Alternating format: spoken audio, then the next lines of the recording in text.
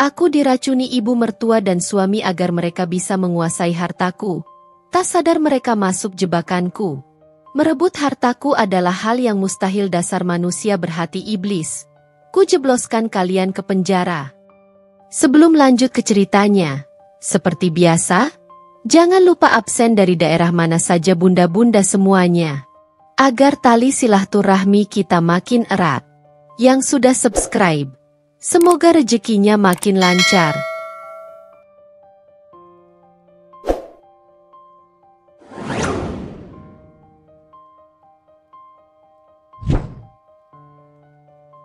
Aku selalu percaya pada takdir, pada benang merah yang mengikat dua jiwa. Rio, suamiku, adalah perwujudan dari kepercayaan itu.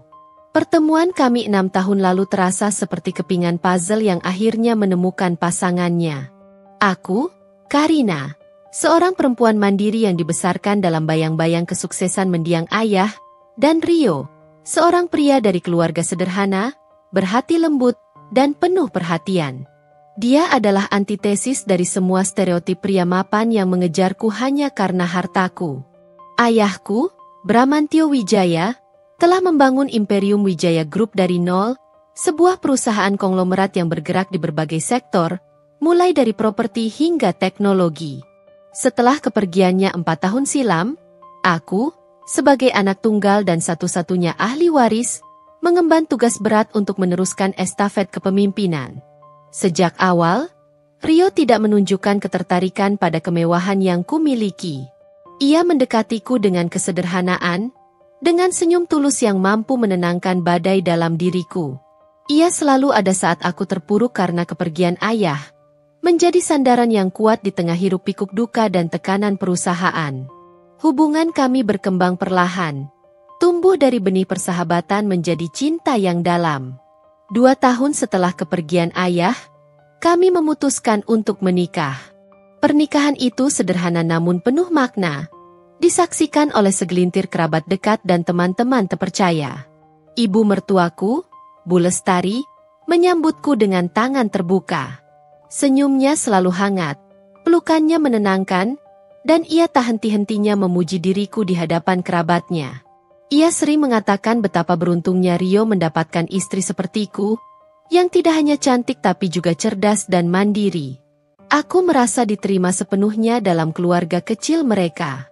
Bu Lestari adalah seorang ibu rumah tangga yang cekatan, selalu memastikan rumah rapi dan makanan tersedia. Ia sering memasak makanan kesukaanku, hidangan rumahan yang mengingatkanku pada masakan almarhumah ibuku. Hari-hari berlalu dalam harmoni yang nyaris sempurna. Aku disibukkan dengan pekerjaan di kantor, meneruskan visi ayah untuk mengembangkan Wijaya Group ke kancah internasional. Rio mendukungku sepenuhnya. Ia tidak pernah mengeluh meski aku sering pulang larut malam atau harus pergi keluar kota. Ia bahkan sering membantuku dengan hal-hal kecil di rumah, memastikan aku tidak terlalu terbebani. Sesekali, aku akan mengajak Rio dan Bu Lestari makan malam di restoran mewah, atau membelikan mereka hadiah. Mereka selalu menolak dengan halus, mengatakan bahwa kebahagiaanku sudah lebih dari cukup. Kerendahan hati mereka membuatku semakin mencintai dan menghormati mereka. Namun, di balik semua kebahagiaan itu, ada sesuatu yang mulai terasa ganjil. Sebuah firasat samar, seperti bisikan angin di tengah malam, mulai menyusup ke dalam benakku. Aku sering merasa lelah yang tidak wajar, pusing, dan mual. Awalnya kupikir itu hanya efek dari jadwal kerjaku yang padat, atau mungkin stres. Rio dan Bu Lestari selalu menyarankanku untuk beristirahat, untuk mengurangi beban kerja. Mereka begitu perhatian, terlalu perhatian, hingga kadang terasa menyesakkan. Aku menepis pikiran-pikiran buruk itu, menganggapnya sebagai paranoia karena terlalu banyak membaca berita kriminal. Apapun itu, aku mencoba meyakinkan diriku bahwa hidupku sempurna, bahwa aku adalah Karina yang beruntung, istri dari pria terbaik, dan menantu dari ibu mertua yang penuh kasih. Kelelahan itu bukan lagi sekadar penat akibat jadwal kantor yang padat. Ini adalah kelelahan yang menggerogoti, merayap dari ujung jari kaki hingga ke ubun-ubun kepala. Aku sering merasa pusing yang tak tertahankan di tengah rapat penting. Pandangan kadang kabur, dan konsentrasiku buyar. Nafsu makanku menurun drastis. Setiap hidangan yang disajikan terasa hambar atau bahkan memuakkan. Lebih parah lagi, aku sering terbangun di tengah malam dengan keringat dingin membasahi tubuh.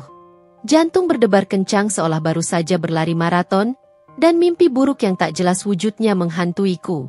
Awalnya, dokter umum yang kukunjungi mendiagnosisnya sebagai stres berat dan gejala burnout. Ia menyarankanku untuk mengambil cuti, berlibur, dan mengurangi beban kerja. Saran yang masuk akal, pikirku saat itu. Namun, reaksi Rio dan Bu Lestari justru membuatku merasa ada yang ganjil. Mereka terlihat semakin perhatian, seolah ada skenario yang sedang mereka mainkan. Perhatian mereka terasa berlebihan, nyaris mencekik. "Karina, kamu terlihat sangat pucat." "Nak," kata Bu Lestari suatu pagi, saat aku baru saja menuruni tangga. Di tangannya, ia menyodorkan segelas jus buah berwarna kemerahan. "Minum ini bagus untuk memulihkan energimu. Ibu racik khusus dari buah-buahan segar pilihan."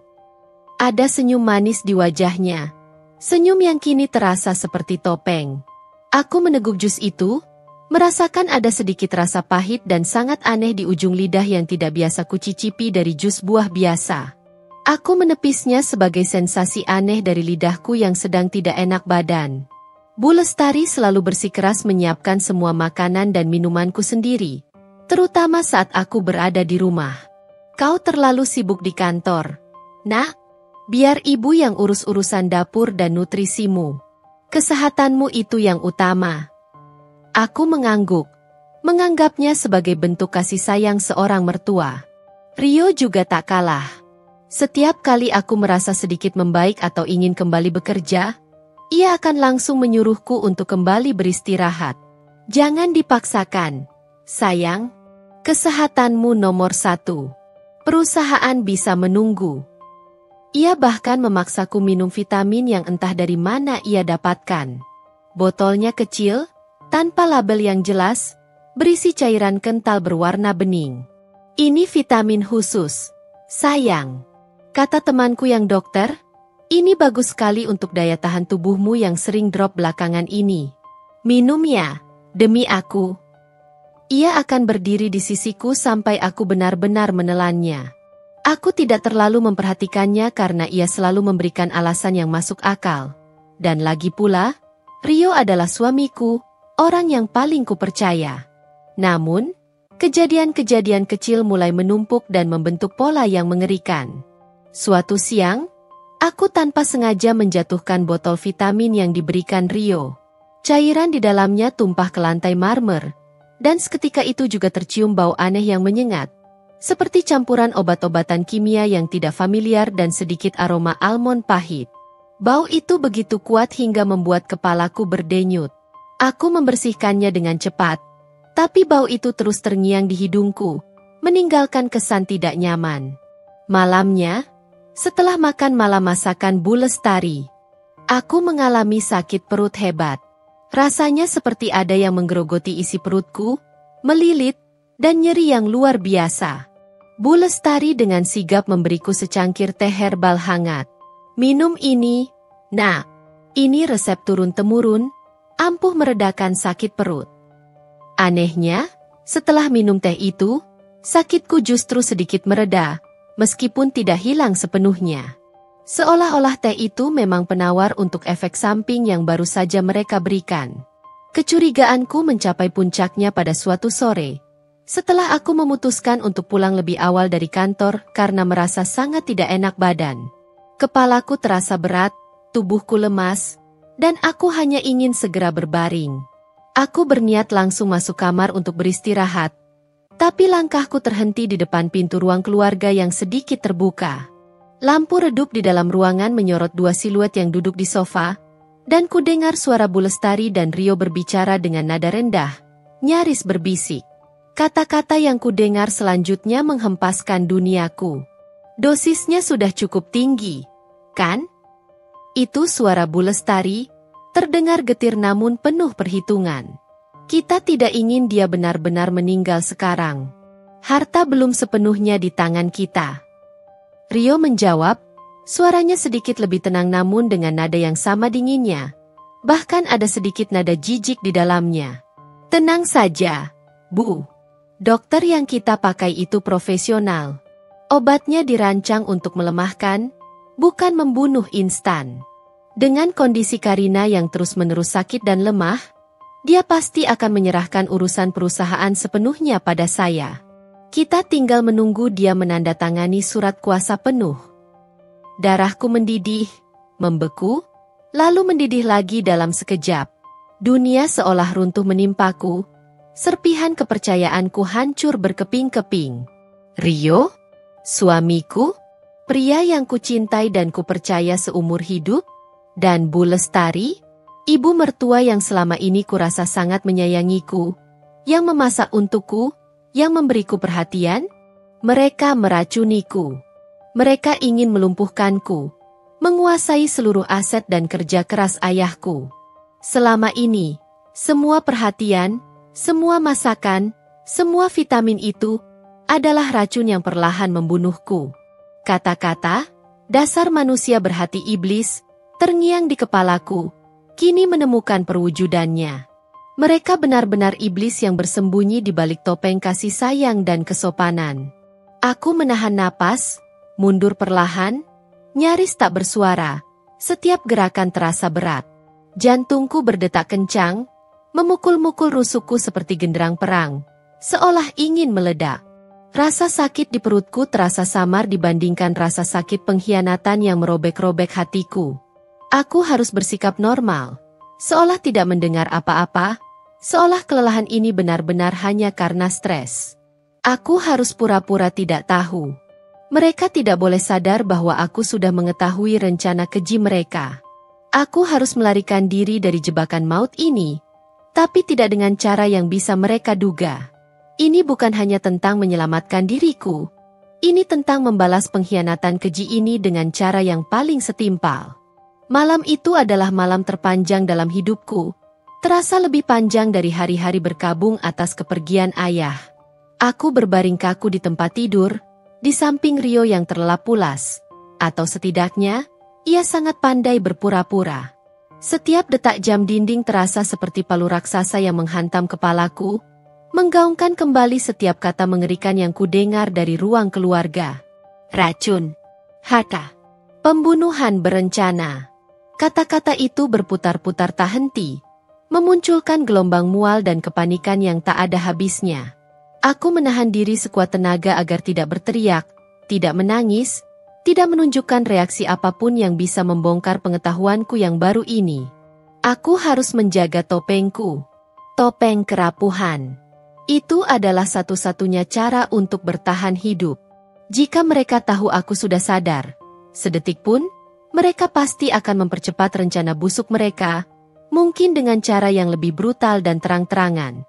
Aku harus menjadi korban yang sempurna di mata mereka. Lemah, sakit, dan tanpa daya. Pagi harinya, aku bangun dengan tubuh lemas yang memang bukan pura-pura sepenuhnya. Rasa pusing masih membelit. Namun kali ini bercampur dengan tekad baja yang membakar di dalam diriku. Tekad untuk membalas, untuk menegakkan keadilan. Saat sarapan, Bu Lestari dengan senyum manisnya menyajikan bubur ayam yang katanya khusus untuk orang sakit. Karina, nak, ini ibu buatkan bubur ayam spesial, dengan jahe dan kaldu ayam yang bisa menghangatkan badanmu. Ucapnya lembut, mengelus lenganku. Aroma jahe dan kaldu ayam seharusnya menggugah selera. Tapi indera penciumanku yang kini lebih peka hanya bisa menangkap bau aneh yang samar-samar seperti obat, bercampur dengan aroma bubur.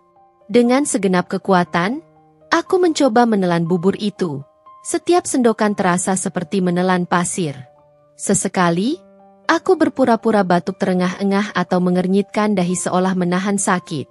Apa buburnya tidak enak, nak? Tanya Bu Lestari, dengan raut wajah cemas yang terlihat begitu asli, begitu meyakinkan. Matanya menatapku lekat, seolah mencari tahu. Tidak, Bu. Enak kok. Ini sangat enak. Jawabku, memaksakan senyum lemah yang terasa seperti topeng yang sangat berat. Hanya saja, perutku masih agak mual. Aku akan berusaha menghabiskannya. Bu. Aku sengaja hanya menghabiskan setengah mangkuk, meninggalkan sisanya dengan alasan tidak sanggup. Rio menatapku dengan tatapan kasihan yang membuatku ingin muntah. Jangan dipaksakan, sayang. Kalau tidak sanggup, tidak usah dihabiskan. Aku akan minta Pak Budi, supir, mengantar kamu ke kantor, tapi jangan terlalu memaksakan diri ya. Kalau perlu, istirahat saja di rumah. Aku harus ke kantor, Rio, kataku, dengan suara serak yang kuatur sedemikian rupa, seolah setiap kata adalah perjuangan. Banyak pekerjaan penting yang tidak bisa ditinggalkan. Aku akan coba bertahan sebisa mungkin. Mereka saling pandang sekilas, senyum tipis tersungging di bibir Bu Lestari, hampir tak terlihat namun penuh kemenangan. Rio mengangguk puas. Pasti mereka senang melihatku seperti ini. Batinku lemah dan bergantung pada mereka. Mereka mengira aku sedang sekarat karena racun mereka. Padahal sebenarnya aku sedang merancang strategi balas dendam, menjebak mereka dalam permainan mereka sendiri. Setibanya di kantor, aku langsung memanggil sekretaris pribadiku, Sandra. Dia sudah bekerja denganku sejak almarhum ayah masih memimpin. Dan aku tahu dia adalah perempuan yang cerdas, loyal, dan bisa menyimpan rahasia. Sandra, tolong batalkan semua jadwalku untuk seminggu ke depan, kataku, merendahkan suara hingga nyaris berbisik agar tidak ada yang mendengar di luar ruangan. Katakan saja aku sangat tidak enak badan, perlu istirahat total. Ini harus terdengar sangat meyakinkan. Sandra menatapku dengan sorot mata khawatir. Tapi, Bu, Anda terlihat memang sangat pucat. Perlu saya panggilkan dokter? Tidak perlu, Sandra. Aku akan menanganinya sendiri. Potongku cepat. Justru itu, aku ingin kau mengatur sebuah pertemuan rahasia dengan Bapak Wijaya. Sangat rahasia. Aku tidak ingin ada yang tahu. Bapak Wijaya adalah pengacaraku yang paling terpercaya, sekaligus teman dekat almarhum ayah.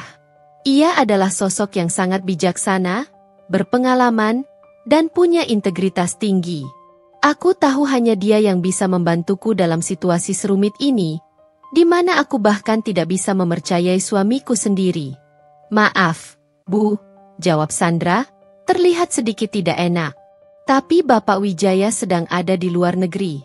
Beliau baru akan kembali 2 minggu lagi. Ada kasus penting di Singapura. Jantungku mencelo sesaat, merasakan desiran panik. 2 minggu?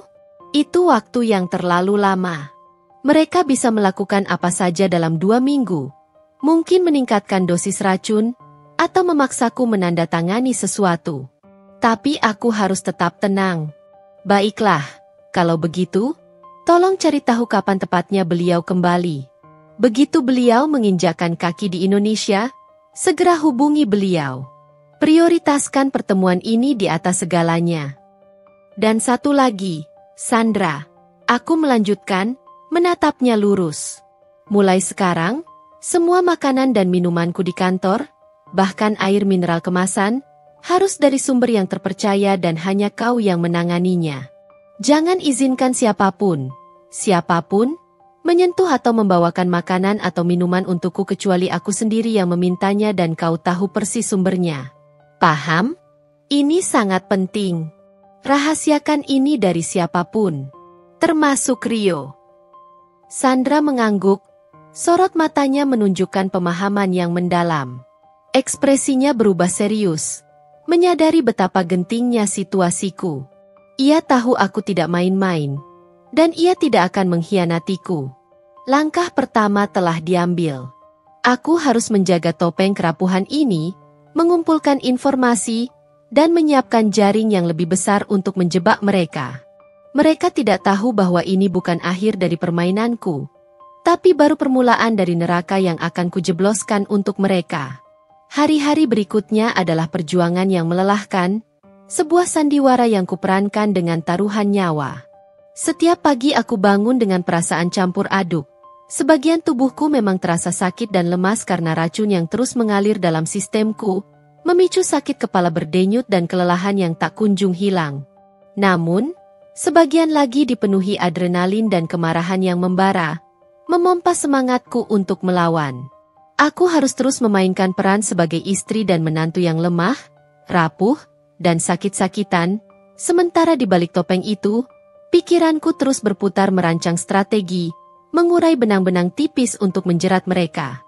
Rio dan Bu Lestari semakin intensif dalam perhatian mereka.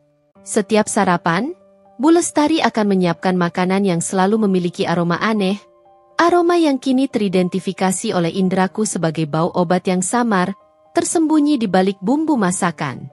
Aku memakannya sedikit, menahan mual yang membuncah di kerongkongan, dan sisanya kusimpan dengan sangat hati-hati. Aku tahu ini penting sebagai bukti fisik. Diam-diam, aku mulai membeli beberapa wadah kecil kedap udara dan menyembunyikannya di laci meja rias yang tidak pernah mereka sentuh, di bawah tumpukan pakaian dalam. Setiap kali ada sisa makanan atau minuman yang terasa mencurigakan, bubur, teh herbal, jus, bahkan segelas air yang mereka berikan, aku akan menyisihkan sedikit ke dalam wadah itu. Label kutulis dengan tanggal dan jenis makanan minuman, lalu kusimpan di tempat yang aman. Begitu juga dengan botol-botol vitamin tanpa label yang sering diberikan Rio kepadaku. Ini vitamin penambah nafsu makan. Sayang, kata temanku dokter, ini ampuh sekali. Atau, ini untuk meningkatkan stamina, biar kamu tidak lemas terus. Alasannya selalu terdengar meyakinkan bagi orang yang tidak tahu. Aku mulai berpura-pura menelannya di depan mereka, membiarkan cairan itu menyentuh lidahku sekilas untuk memastikan rasanya konsisten dengan yang sebelumnya. Namun sebenarnya aku menyembunyikannya di bawah lidah atau menyimpannya di saku baju untuk kemudian kusimpan di tempat aman. Aku bahkan nekat mengambil beberapa tetes cairan yang tumpah dari botol vitamin Rio yang terjatuh tempo hari, mengeringkannya di atas tisu lalu menyimpannya dalam plastik kecil. Itu adalah sampel yang sangat berharga. Pekerjaan di kantor menjadi semacam pelarian, dan juga medan perangku yang lain. Aku menggunakan alasan sakit untuk membatasi pertemuan, menghindari interaksi sosial yang bisa membuatku lengah, tetapi di balik itu, aku menghabiskan sebagian besar waktuku untuk meninjau semua dokumen penting Wijaya Group. Aku memeriksa setiap aset, setiap surat perjanjian, setiap rekening bank dan deposito. Aku memastikan tidak ada celah hukum sedikit pun yang bisa mereka gunakan untuk mengambil alih aset secara legal tanpa sepengetahuanku. Untungnya, almarhum ayahku adalah orang yang sangat teliti dalam urusan hukum dan selalu melibatkan konsultan terbaik, sehingga semua aset atas namaku sangat sulit untuk diganggu-gugat tanpa tanda tanganku yang sah, atau tanpa aku dinyatakan tidak cakap secara mental oleh pengadilan. Dan disinilah racun mereka berperan. Mereka ingin membuatku terlihat tidak kompeten, sakit parah, dan pada akhirnya, mendeklarasikanku tidak sanggup mengurus perusahaan. Sandra adalah kunciku di kantor. Loyalitasnya terbukti tak tergoyahkan. Ia mengikuti instruksiku dengan sangat hati-hati, memastikan semua makanan dan minumanku di kantor hanya berasal dari catering langganan yang sudah kupercaya penuh, dan selalu ia sendiri yang menyerahkannya padaku, langsung dari kemasan tertutup. Ia juga bertindak sebagai mata dan telingaku. Aku memintanya untuk mengamati gerak-gerik Rio di kantor, terutama saat ia bertemu dengan orang-orang yang tidak biasa ia temui di kantor, atau saat ia melakukan panggilan telepon yang mencurigakan. Sandra melaporkan bahwa Rio memang semakin sering menghabiskan waktu di kantor bagian legal, dan sesekali menerima telepon dari nomor yang tidak dikenal, dengan nada bicara yang terdengar serius namun pelan, seringkali di ruangan tertutup. Dia terlihat seperti sedang bernegosiasi sesuatu yang penting. Bu, tapi tidak ada di jadwal resminya, lapor Sandra suatu hari. Tekanan untuk menjaga topeng kerapuhan ini sangat besar. Kadang, di malam hari saat Rio sudah tidur lelap di sampingku, aku diam-diam menyelinap ke kamar mandi, mengunci pintu, dan membiarkan air mata mengalir. Aku menangis dalam diam, merasa sendirian dan dikhianati oleh orang yang paling kucintai. Mengapa orang yang paling kucintai tega melakukan ini padaku? Mengapa kebaikan yang kuberikan dibalas dengan racun?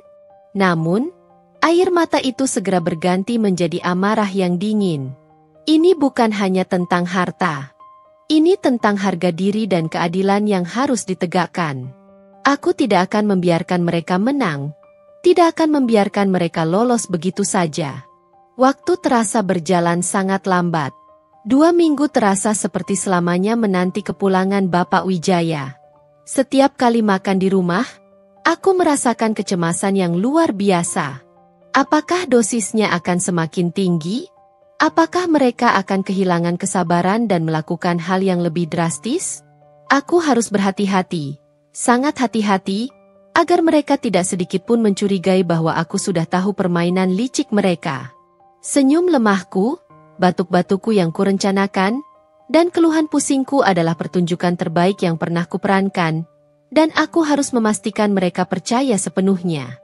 Karena di balik pertunjukan itu, setiap harinya, aku semakin dekat untuk menjebloskan manusia berhati iblis itu ke dalam jeruji besi. 2 minggu yang terasa bagai 2 abad akhirnya berlalu dalam siksaan yang tak berkesudahan. Setiap jam adalah perjuangan untuk mempertahankan sandiwara kerapuhan di hadapan Rio dan Bu Lestari. Aku menahan diri sekuat tenaga untuk tidak terlalu sering melirik ponsel, atau terlalu sering menanyakan kabar Bapak Wijaya pada Sandra. Aku takut menunjukkan terlalu banyak semangat atau kegembiraan. Takut itu akan terlihat mencurigakan bagi mata mereka yang seolah selalu mengawasiku, mencari tanda-tanda kebangkitan dari keterpurukanku.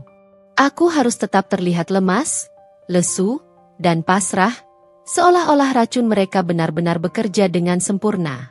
Suatu sore, saat aku sedang beristirahat di kamar, pura-pura terlelap di ranjang demi menghindari interaksi, ponselku yang kusimpan di bawah bantal bergetar pelan.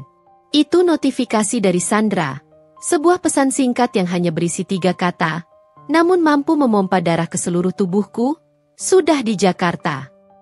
Adrenalin langsung membanjiri tubuhku, mengalahkan rasa lemas yang biasanya menyelimutiku. Dengan tangan bergetar, aku mengetik balasan, atur pertemuan. Malam ini, tempat yang aman, tidak ada yang tahu. Usahakan aku bisa pergi sendiri. Tak lama kemudian, Sandra membalas dengan alamat sebuah kafe kecil yang tidak mencolok, tersembunyi di balik deretan toko tua di sebuah gang sempit di bilangan Jakarta Selatan. Lokasinya jauh dari area perkantoran pusat kota atau perumahan elit yang biasa kami kunjungi. Kafe itu memiliki penerangan temaram, dekorasi sederhana, dan suasana yang cukup privat, dengan beberapa meja terpencil di sudut. Sempurna. Aku harus mencari alasan untuk keluar rumah tanpa dicurigai. Rio sedang sibuk dengan dokumen perusahaan di ruang kerjanya. Sesekali terdengar desis telepon yang menunjukkan keseriusan. Sementara itu, Bu Lestari sedang asyik menonton sinetron favoritnya di ruang keluarga. Sesekali tertawa atau mengomentari adegan di televisi. Ini adalah kesempatan terbaik. Aku berjalan keluar kamar dengan langkah gontai, sengaja menyeret kakiku sedikit, berpura-pura ingin mengambil minuman di dapur. Rio, Bu, panggilku. Suaraku sengaja ku buat serak dan lemah. Aku merasa agak pengap di rumah. Bolehkah aku jalan-jalan sebentar di taman kompleks? Mungkin udara segar bisa membantu kepalaku yang pusing ini. Rio melongok dari ruang kerjanya. Alisnya berkerut. Sendiri saja. Sayang, aku bisa antar. Ada nada sedikit khawatir, tapi lebih dominan nada pengawasan. Tidak usah, Rio, kataku cepat, menggeleng lemah. Aku hanya ingin jalan kaki sebentar, mencari ketenangan. Tidak jauh. Lagi pula, aku tidak ingin merepotkanmu. Kau pasti sibuk sekali dengan pekerjaan kantor. Aku memberikan senyum lemah terbaikku, sebuah topeng sempurna dari keputusasaan yang ingin mereka lihat. Bu Lestari ikut menimpali dari sofa, tanpa mengalihkan pandangannya dari layar televisi. Betul, Rio. Biarkan saja Karina cari udara segar. Mungkin memang perlu. Dia kan sedang kurang enak badan. Ada nada perhitungan di suaranya, seolah ia mengira aku akan semakin lemah dan akhirnya menyerah, mempercepat rencana mereka. Mereka akhirnya mengizinkan, meskipun dengan tatapan curiga yang tak bisa sepenuhnya mereka sembunyikan. Aku keluar rumah, melangkah seolah setiap langkah membutuhkan tenaga ekstra dan kesakitan. Begitu berjarak beberapa blok dari rumah, dan merasa cukup aman dari pandangan siapapun, aku langsung memanggil taksi daring. Jantungku berdebar kencang, memompa adrenalin. Aku terus menengok ke belakang, takut kalau mereka memasang mata-mata atau tiba-tiba menyusul. Namun, taksi tiba, dan aku berhasil masuk tanpa hambatan. Perasaan lega yang tipis menyelimutiku. Sesampainya di kafe, Bapak Wijaya sudah menunggu di sebuah sudut terpencil. Meja paling belakang yang tersembunyi di balik rak buku.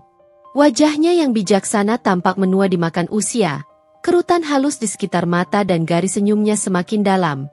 Namun matanya masih memancarkan ketajaman dan kebijaksanaan yang sama seperti yang kuingat dari masa kecilku. Di depannya, ada secangkir kopi hitam yang mengepul dan tumpukan berkas yang rapi. Begitu melihatku, sorot matanya langsung berubah dari ramah menjadi penuh kekhawatiran yang tulus. "Karina, kamu terlihat sangat kurus," katanya, dengan nada prihatin yang tulus, bahkan suaranya sedikit bergetar. "Ada apa sebenarnya?" Sandra mengatakan ada sesuatu yang sangat gawat. Tanpa basa-basi, aku menceritakan semuanya. Dari kecurigaan awal yang muncul dari rasa aneh pada makanan dan gejala fisik yang kualami, hingga puncaknya, percakapan mengerikan yang kudengar dengan telingaku sendiri antara Rio dan Bu Lestari.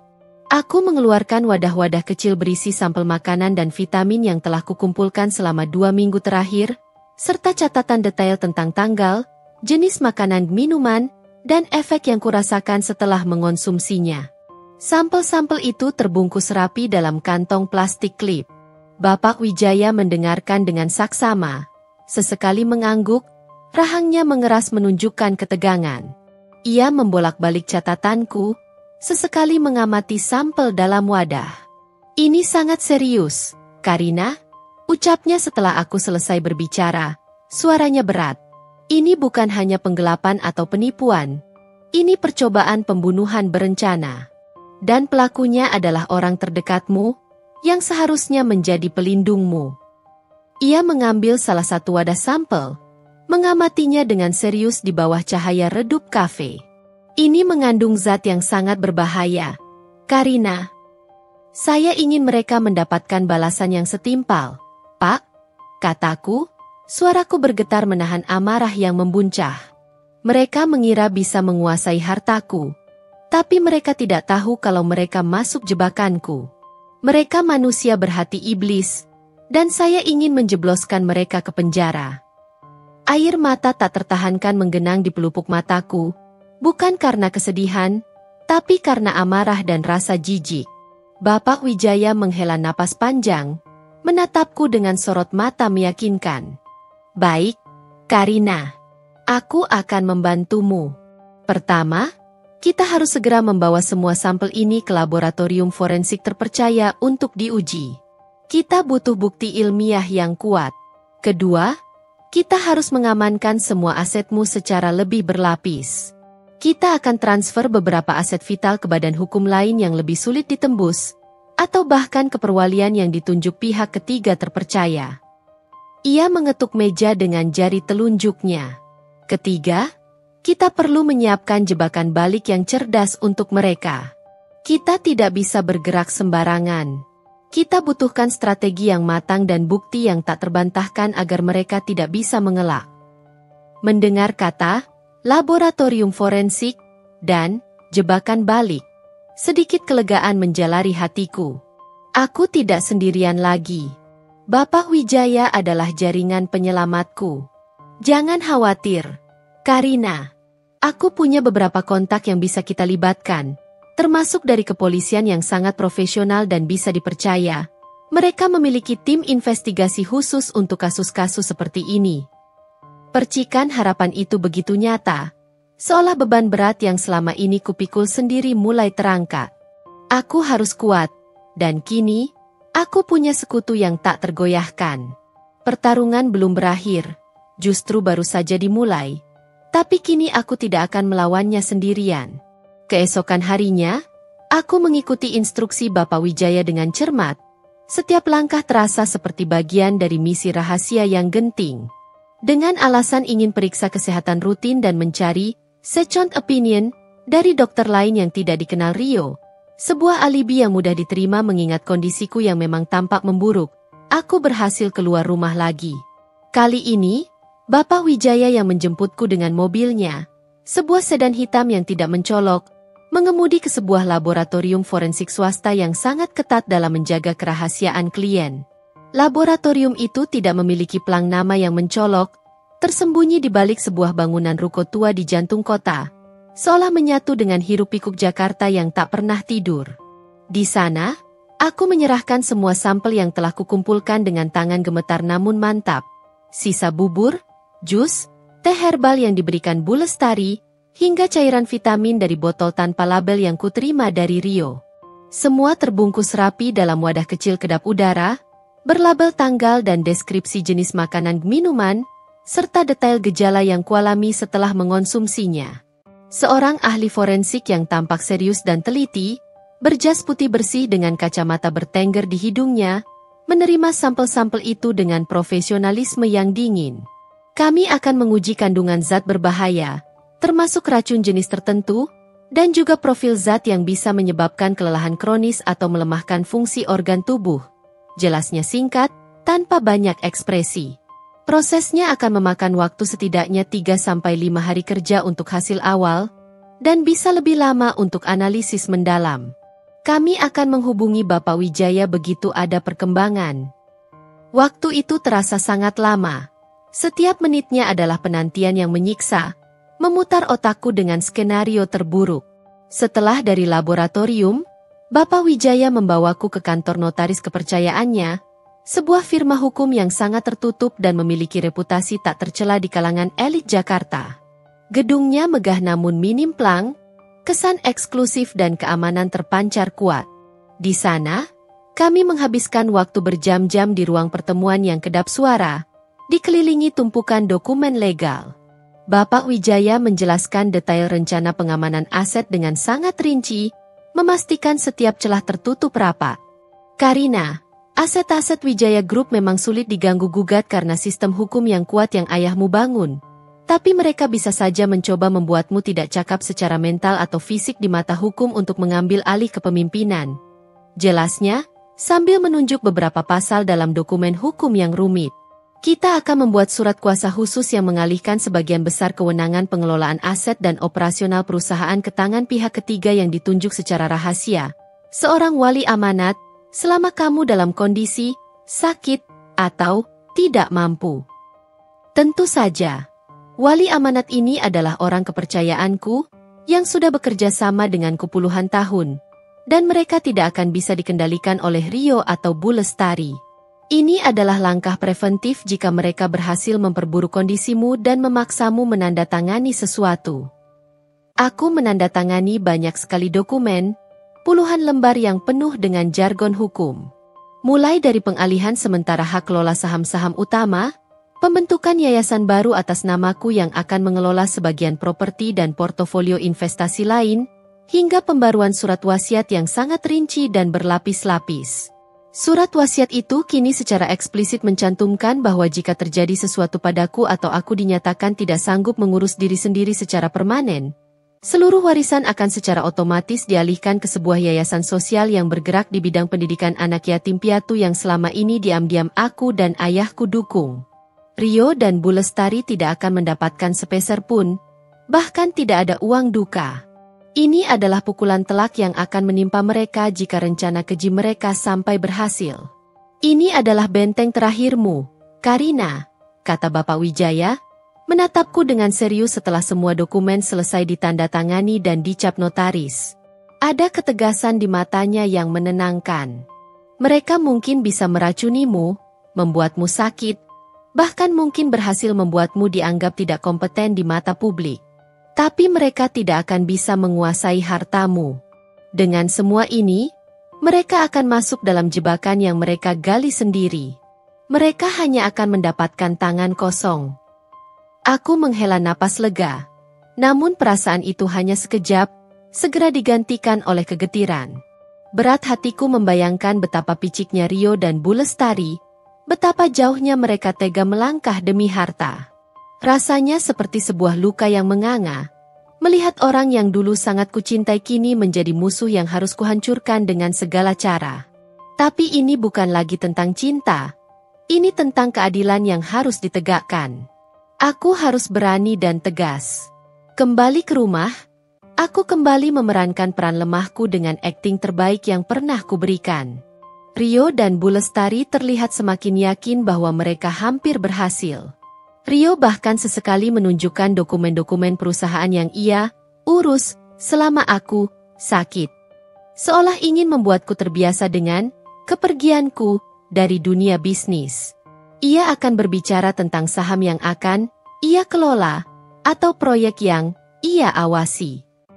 Aku hanya mengangguk lemah, sesekali batuk, dan pura-pura tidak mengerti. Mereka tidak tahu bahwa setiap dokumen yang ia tunjukkan, setiap kata yang ia ucapkan, hanya semakin memperkuat tekadku untuk menjebloskan manusia berhati iblis itu ke dalam penjara. Jaring sudah terpasang, kini tinggal menunggu mangsa untuk masuk sepenuhnya ke dalam perangkap. 3 hari yang terasa bagai penantian di ujung jurang akhirnya berlalu. Setiap dering telepon membuat jantungku berdesir, seolah memukul-mukul rusukku dengan irama gila. Aku tahu, ini pasti dari Bapak Wijaya. Saat ponselku bergetar pelan di saku, menampilkan nomor tak dikenal, aku langsung tahu siapa itu. Dengan hati-hati, aku mengangkat telepon, memastikan Rio atau Bu Lestari tidak berada di dekatku. Mereka selalu punya kebiasaan muncul tiba-tiba. Aku beringsut ke sudut kamar, memastikan suaraku tidak terdengar. Suara Bapak Wijaya terdengar serius, berat, di ujung sana. Karina, hasilnya sudah keluar. Ini seperti yang kita duga. Meski sudah menduga, mendengar konfirmasi itu membuat napas tertahan di tenggorokan. Rasa dingin menjalar dari punggung hingga ke ubun-ubun. Apa yang mereka temukan, Pak? Tanyaku, berbisik, berusaha agar suaraku tidak bergetar. 2 jenis zat berbahaya, Karina, dan ini bukan sembarang racun. Bapak Wijaya menjelaskan dengan detail, setiap kata menusukku seperti pisau.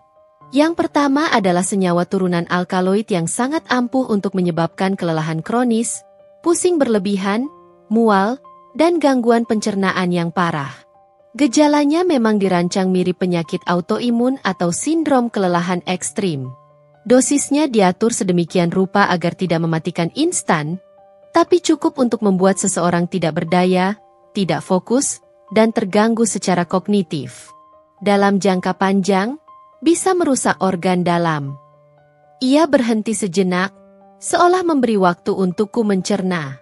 Yang kedua, ada jejak zat penenang ringan, benzodiazepine yang dicampurkan. Kemungkinan besar untuk membuatmu tidur pulas, atau mengurangi kecurigaan saat tubuhmu mulai bereaksi terhadap racun utama. Ini adalah kombinasi yang sangat licik. Aku membayangkan bagaimana mereka setiap hari mencampurkan zat-zat itu ke dalam makananku, menatapku dengan senyum palsu. Betapa keji dan mengerikannya rencana mereka.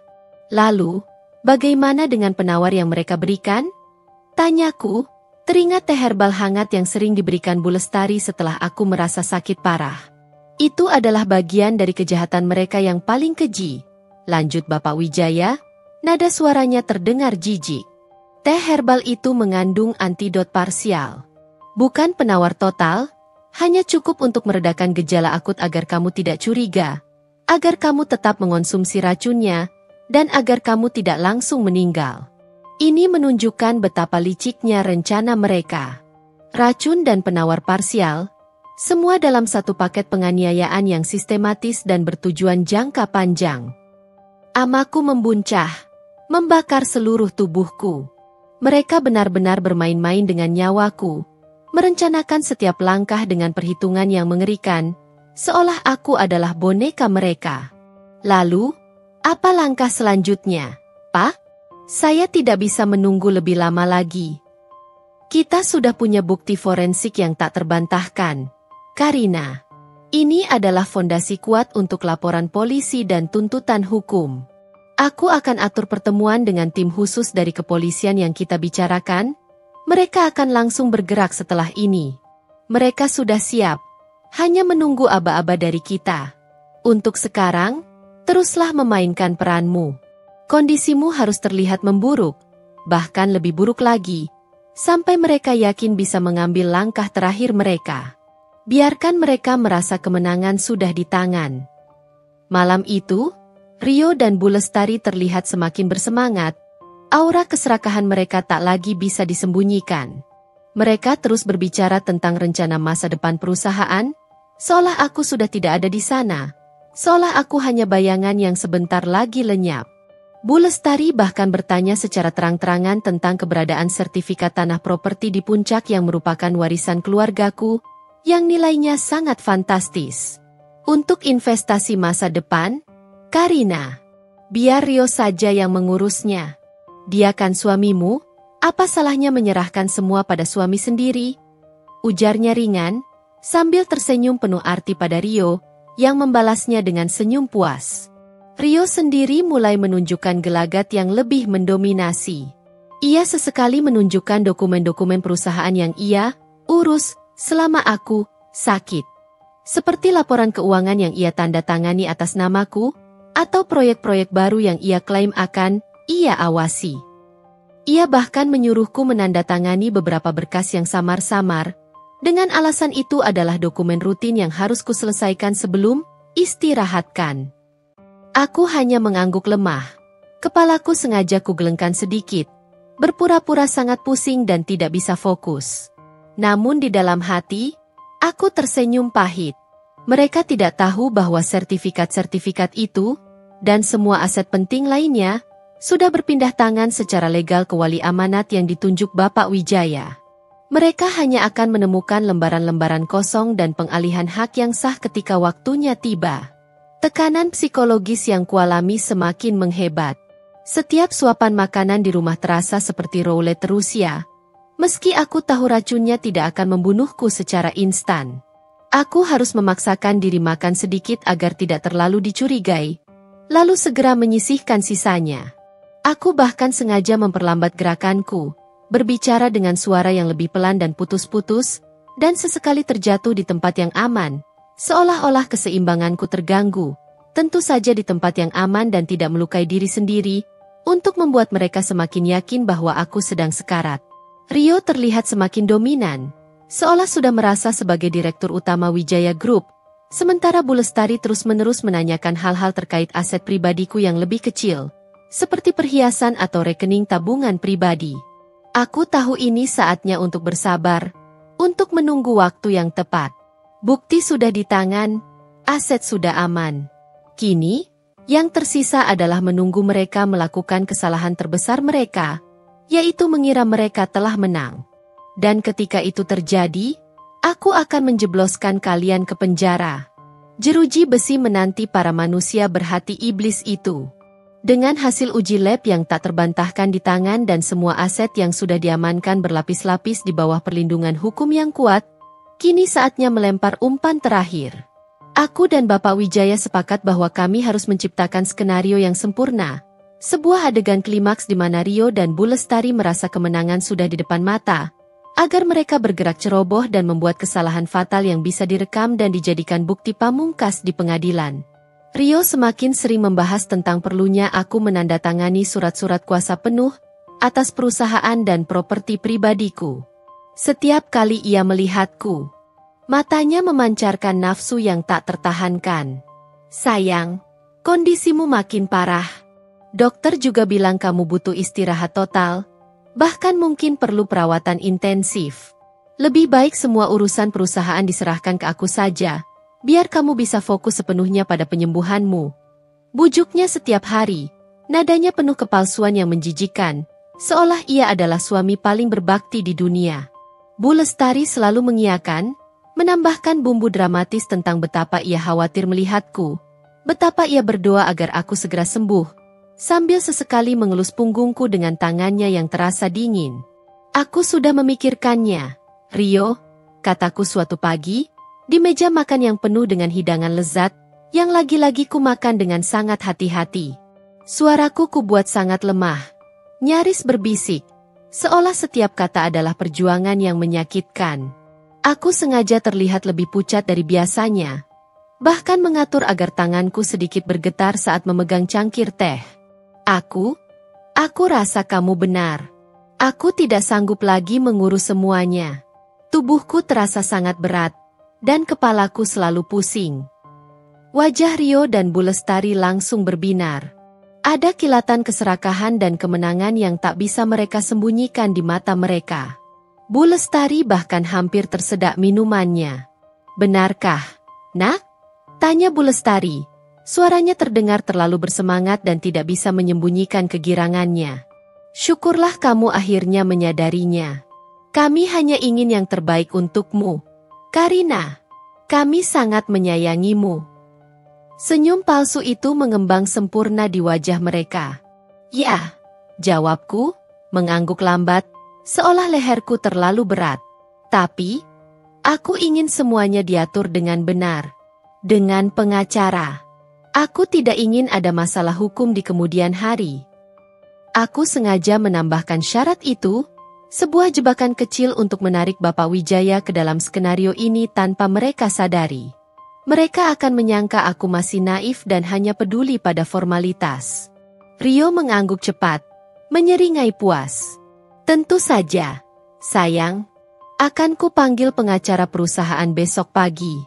Kita akan atur semuanya di rumah saja. Biar kamu tidak lelah keluar. Mereka bisa datang ke sini." Itu adalah umpan yang tepat. Pengacara perusahaan yang akan mereka panggil, Emer Susanto, adalah seorang notaris yang Rio dan Bu Lestari percaya bisa mengatur segalanya sesuai keinginan mereka, tanpa tahu bahwa Bapak Wijaya sudah mengantisipasi langkah ini dan punya informan di dalam firma hukum tersebut. Aku segera menghubungi Bapak Wijaya, menceritakan perkembangan ini dengan detail, termasuk tentang Emer Susanto. "Bagus, Karina," katanya, terdengar puas. "Itu artinya mereka akan masuk perangkap sepenuhnya. Aku sudah menyiapkan dokumen palsu yang akan membuat mereka yakin mereka telah memenangkan segalanya." Dokumen ini terlihat sangat meyakinkan seperti surat kuasa penuh atas semua aset dan perusahaan, lengkap dengan cap dan tanda tangan simulasi, namun sebenarnya tidak memiliki kekuatan hukum sama sekali. Ini hanya sebuah pengalihan perhatian agar mereka percaya diri dan lengah. Rencananya adalah, aku akan menandatangani dokumen palsu tersebut di depan mereka, membuat mereka merasa telah menguasai segalanya. Saat proses penandatanganan itu, tim dari Bapak Wijaya dan pihak kepolisian akan bersiap di luar, menunggu aba-aba. Aku juga meminta Sandra untuk memastikan ada kamera tersembunyi yang terpasang di ruang tamu atau ruang kerja, tempat di mana proses penandatanganan itu kemungkinan besar akan terjadi. Aku ingin merekam setiap detail, ekspresi kemenangan di wajah mereka, kata-kata yang akan mereka ucapkan saat merayakan kemenangan mereka, dan seberapa jauh mereka akan menyingkap motif busuk mereka setelah mengira semuanya aman. Bukti visual ini akan menjadi penguat bukti forensik yang tak terbantahkan, serta kesaksianku yang akan menghancurkan mereka di pengadilan. Malam itu, aku tidur tidak nyenyak. Bukan karena racun yang menggerogoti tubuhku, aku sudah bisa mengelolanya dengan lebih baik, tapi karena campuran antara ketegangan yang memuncak dan antisipasi. Ini akan menjadi hari penentuan. Aku akan menghadapi iblis-iblis itu, dan mereka tidak akan tahu apa yang menanti mereka. Esok hari, topeng kerapuhanku akan jatuh, dan permainan yang mereka mulai ini akan berakhir dengan mereka di sel penjara. Pagi itu, udara di rumah terasa dingin menusuk, lebih tegang dari biasanya. Meskipun aku berusaha keras menampilkan wajah pucat, mata sayu, dan gerakan lamban, di dalam diriku ada badai yang bergejolak hebat. Ini adalah hari di mana semuanya akan berakhir, atau setidaknya, babak pertama dari neraka mereka akan dimulai. Aku mengenakan gaun tidur sutra yang tipis, sengaja agar terlihat sangat rapuh dan tak berdaya. Rio dan Bu Lestari terus mondar-mandir di antara ruang keluarga dan ruang kerja, sibuk mempersiapkan acara penandatanganan. Mereka tidak tahu bahwa setiap sudut ruangan itu kini menjadi saksi bisu yang merekam kejahatan mereka. Sandra telah memasang kamera-kamera mini semalam, jauh dari jangkauan pandang, tapi cukup untuk merekam setiap ekspresi, setiap gerakan, dan setiap kata. Emer Susanto, pengacara yang dipanggil Rio, tiba tepat waktu. Dia adalah seorang pria parubaya dengan kacamata tebal dan pembawaan formal yang kaku, yang tentu saja tidak tahu apa-apa tentang konspirasi busuk ini. Ia hanya menganggapnya sebagai proses pengalihan kuasa yang biasa, sebuah formalitas demi kliennya. Ia membawa tumpukan dokumen yang tebal di tangan kanannya, sementara tangan kirinya memegang tas kerja kulit. Rio dan Bu Lestari menyambutnya di pintu utama dengan senyum lebar dan ramah, seolah mereka adalah tuan rumah yang paling murah hati dan beradab. Mereka memimpin Emer Susanto ke ruang kerja. "Mari, sayang, kita ke ruang kerja," ajak Rio. Suaranya terdengar terlalu gembira dan tidak bisa menyembunyikan kegirangan. Ia memapahku dengan tangannya yang terasa asing dan menjijikan di bahuku, seolah ia benar-benar peduli pada kesehatanku. Bu Lestari mengikuti di belakang, membawa nampan berisi teh hangat dan camilan. Aroma teh itu tercium samar, dan aku tahu itu tidak boleh kusentuh. Di ruang kerja, meja besar yang terbuat dari kayu mahoni sudah dipenuhi dengan dokumen-dokumen yang tampak resmi.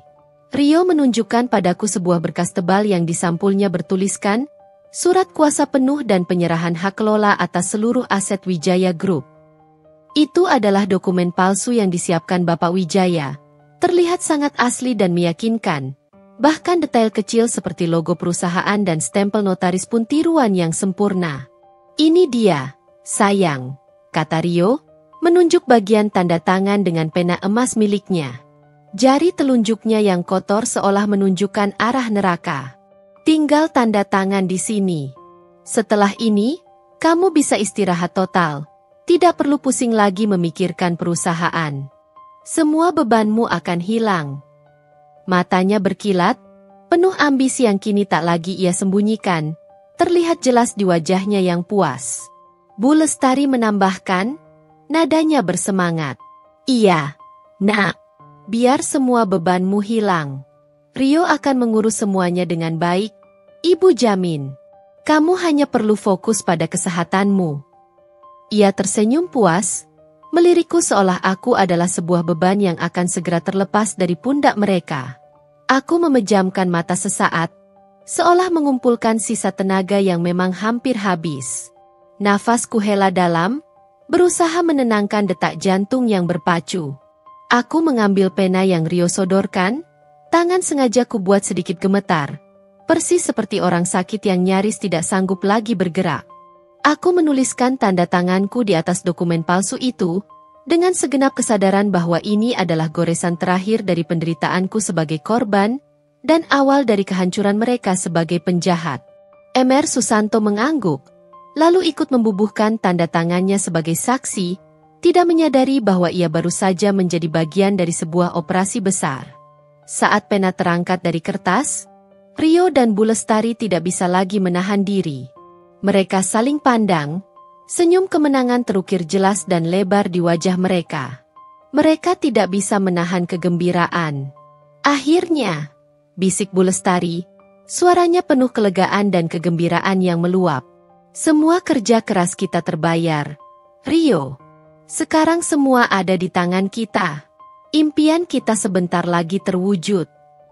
"Iya, Bu," sahut Rio, dengan tawa renyah yang menusuk telingaku, tawa yang penuh dengan kejahatan.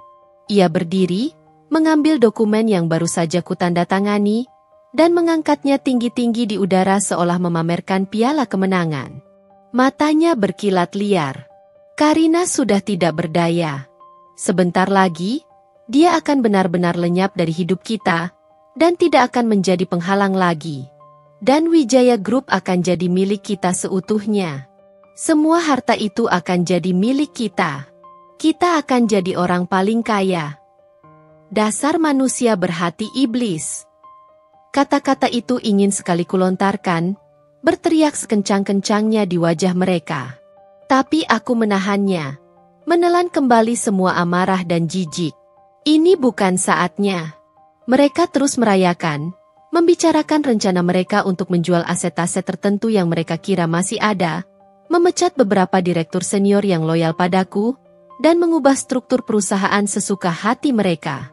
Mereka bahkan membahas bagaimana mereka akan menghabiskan uang hasil penjualan itu untuk membeli villa di luar negeri dan menikmati hidup. Mereka tidak tahu. Semua itu sudah kosong. Semua itu hanya omong kosong yang akan hancur sebentar lagi.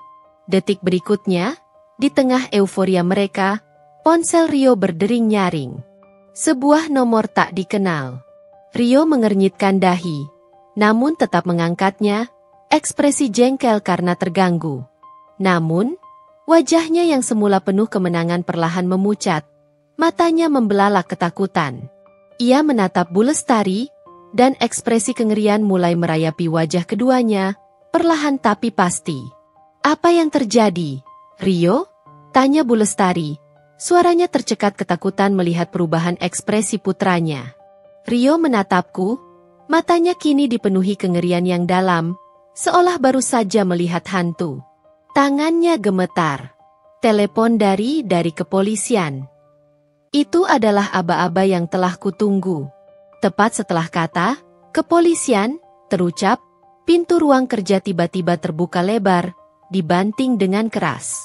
3 orang petugas kepolisian berseragam lengkap dan 2 orang berpakaian sipil masuk dengan langkah tegap, diikuti oleh Bapak Wijaya yang berdiri di ambang pintu dengan tatapan tegas namun tanpa emosi. Di belakangnya, Sandra berdiri dengan wajah tegang namun penuh keberanian. "Selamat siang, Bapak Rio Darmawan dan Ibu Lestari Ningsih," kata salah satu petugas. Suaranya tenang namun berwibawa, memecah keheningan yang mencekam. "Kami dari Direktorat Reserse Kriminal Umum. Anda berdua kami tangkap atas dugaan percobaan pembunuhan berencana, penipuan, dan persekongkolan jahat untuk menguasai harta." Wajah Rio dan Bu Lestari langsung memucat pasi, darah seolah lenyap dari wajah mereka. Dokumen palsu yang baru saja Rio pegang sebagai piala kemenangan, terlepas dari tangannya, jatuh ke lantai dengan bunyi gemerisik, hampa dan tak berharga. Mereka tergagap, mencoba menyangkal, mata mereka membelalak arahku, seolah baru sadar aku bukanlah korban yang mereka duga. Tapi Bapak Wijaya hanya tersenyum tipis, penuh kemenangan yang sesungguhnya. "Semua bukti sudah kami pegang. Rio, Lestari. Dari hasil uji lab, rekaman suara percakapan kalian, hingga rekaman visual dari setiap sudut rumah ini, setiap momen kejahatan kalian. Anda berdua, tak sadar, masuk jebakanku. Game over." Ruangan kerja yang semula dipenuhi aura kemenangan palsu dan tawar yang Rio serta Bu Lestari, kini berubah menjadi arena penangkapan yang sunyi dan tegang, hanya dipecah oleh suara borgol dan isak tangis. Rio yang terkejut, dengan mata membelalak, menjatuhkan dokumen palsu yang tadi dipegangnya seperti piala kemenangan. Kertas itu melayang perlahan, mendarat di lantai marmer dengan suara gemerisik hampa, mencerminkan nasib ambisi kosongnya. Matanya kini kosong, memandang ke arahku dengan campuran kengerian, pengkhianatan yang mendalam, dan ketidakpercayaan yang membingungkan. Ia seolah baru sadar bahwa perempuan yang ia kira tak berdaya ini adalah dalang di balik kehancurannya. Bu Lestari, di sisi lain, mulai histeris, suaranya melengking tajam. "Tidak, ini fitnah. Kami tidak melakukan apa-apa," teriak Bu Lestari, mencoba meronta dengan sekuat tenaga saat seorang petugas kepolisian mulai mendekat, hendak memborgolnya. Wajahnya merah padam, air mata mengalir deras membasahi pipinya. "Karina, kau yang menjebak kami. Kau ingin menguasai semuanya sendiri. Kau iblis." Aku berdiri di tempatku, tubuhku yang tadinya sengaja kubuat lemas kini tegak membusung. Tatapanku dingin membeku tanpa sedikit pun keraguan. Tidak ada lagi jejak kerapuhan, kepasrahan, atau kesedihan di wajahku. Hanya ada ketegasan dan kemarahan yang terkontrol. "Menguasai? Kalian yang ingin menguasai hartaku, Bu?" kataku, suaraku tenang namun penuh kekuatan yang menusuk. "Kalian meracuniku, perlahan-lahan. Kalian ingin aku mati agar bisa mengambil apa yang bukan hak kalian. Mengapa kalian sepicik ini, Bu? Rio menatapku, matanya berkaca-kaca. Suaranya tercekat tak mampu mengeluarkan kata-kata. Karina. Aku bisa jelaskan. Ini tidak seperti yang kau pikirkan. Jelaskan apa, Rio? Potongku tajam, tanpa memberi celah sedikit pun. Jelaskan bagaimana kau bersekongkol dengan ibumu untuk membunuhku?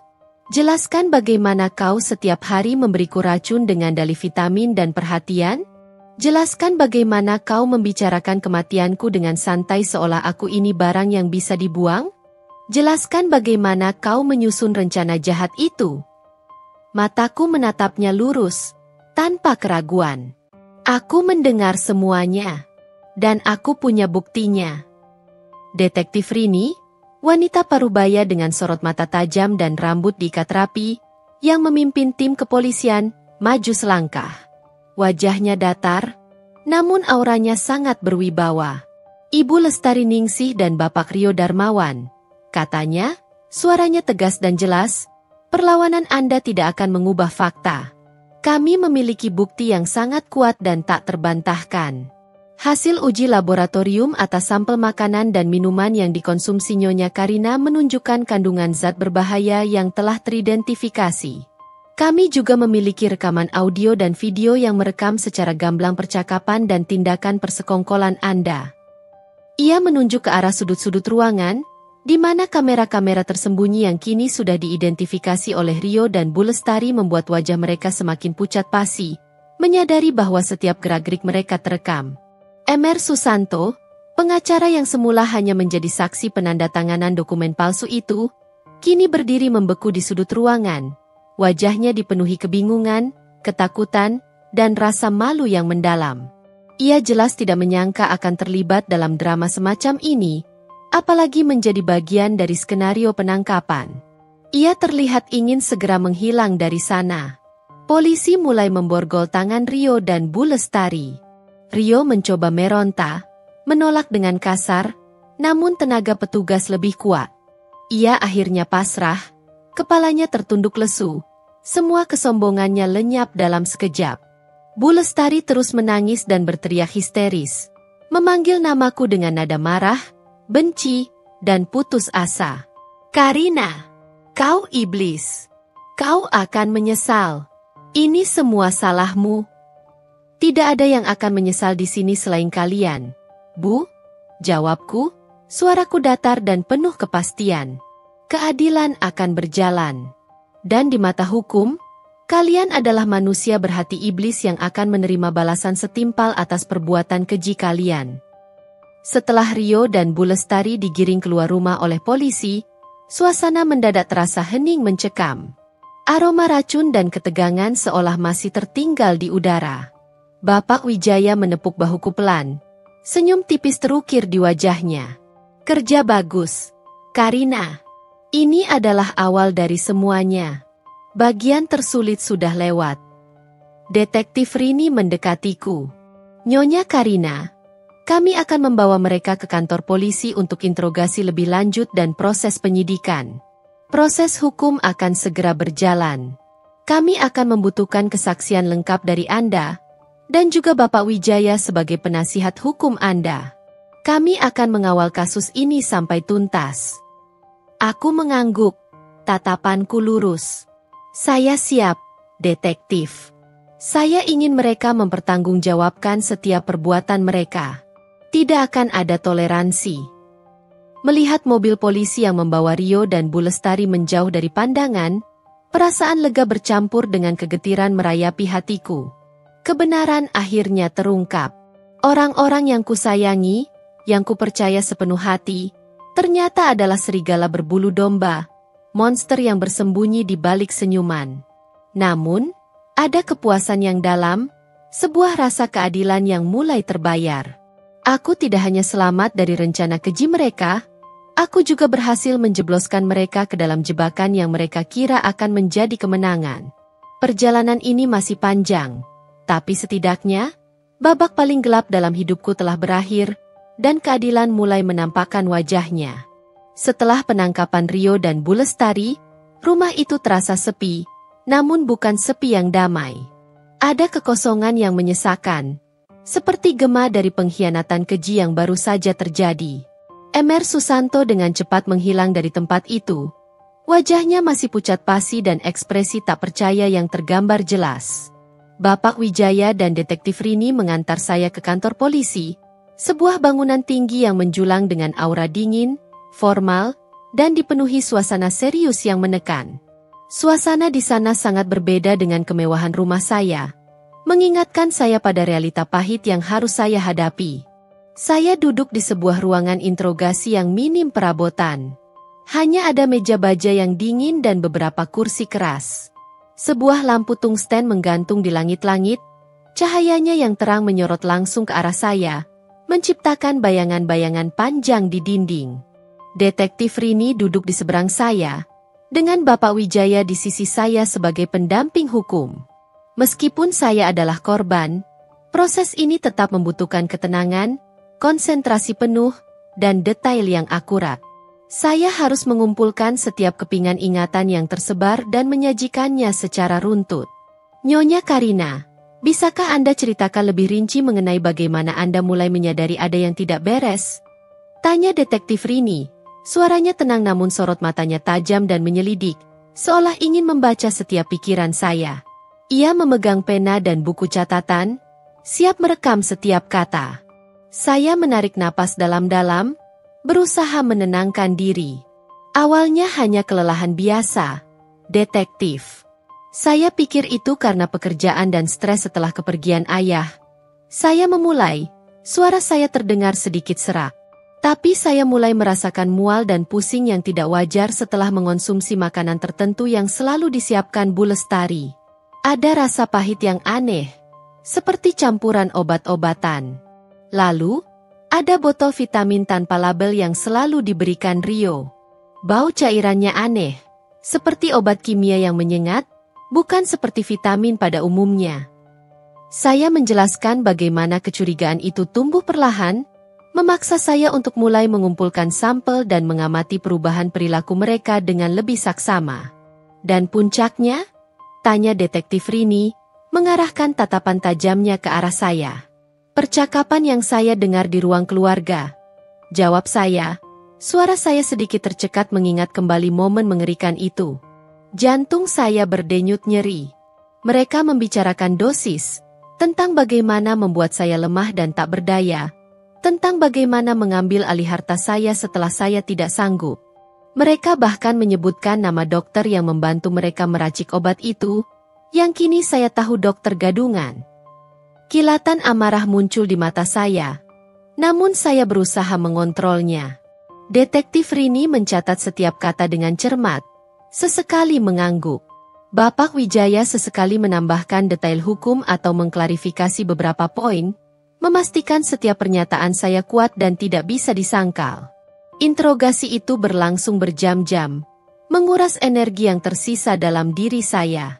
Saya merasa lelah secara fisik, namun secara mental, rasa sakitnya jauh lebih dalam dan membekas. Terlalu banyak memori pahit yang harus digali kembali, memaksa saya untuk menghidupkan kembali adegan-adegan pengkhianatan itu. Saya juga harus menjelaskan tentang pengamanan aset dan peran Bapak Wijaya dalam membantu saya membangun jebakan ini. Setelah interogasi selesai, Bapak Wijaya mengantar saya pulang. Bukan ke rumah lama yang kini terasa asing dan dingin, tapi ke sebuah apartemen aman yang sudah disiapkan jauh-jauh hari oleh timnya. Ini adalah langkah preventif dari Bapak Wijaya untuk menjaga keselamatan saya dari kemungkinan bahaya, dan juga memberikan saya ruang untuk pulih dari trauma yang mendalam. Saya menolak keras kembali ke rumah yang penuh kenangan pahit dan racun itu. Begitu tiba di apartemen baru, Sandra sudah menunggu.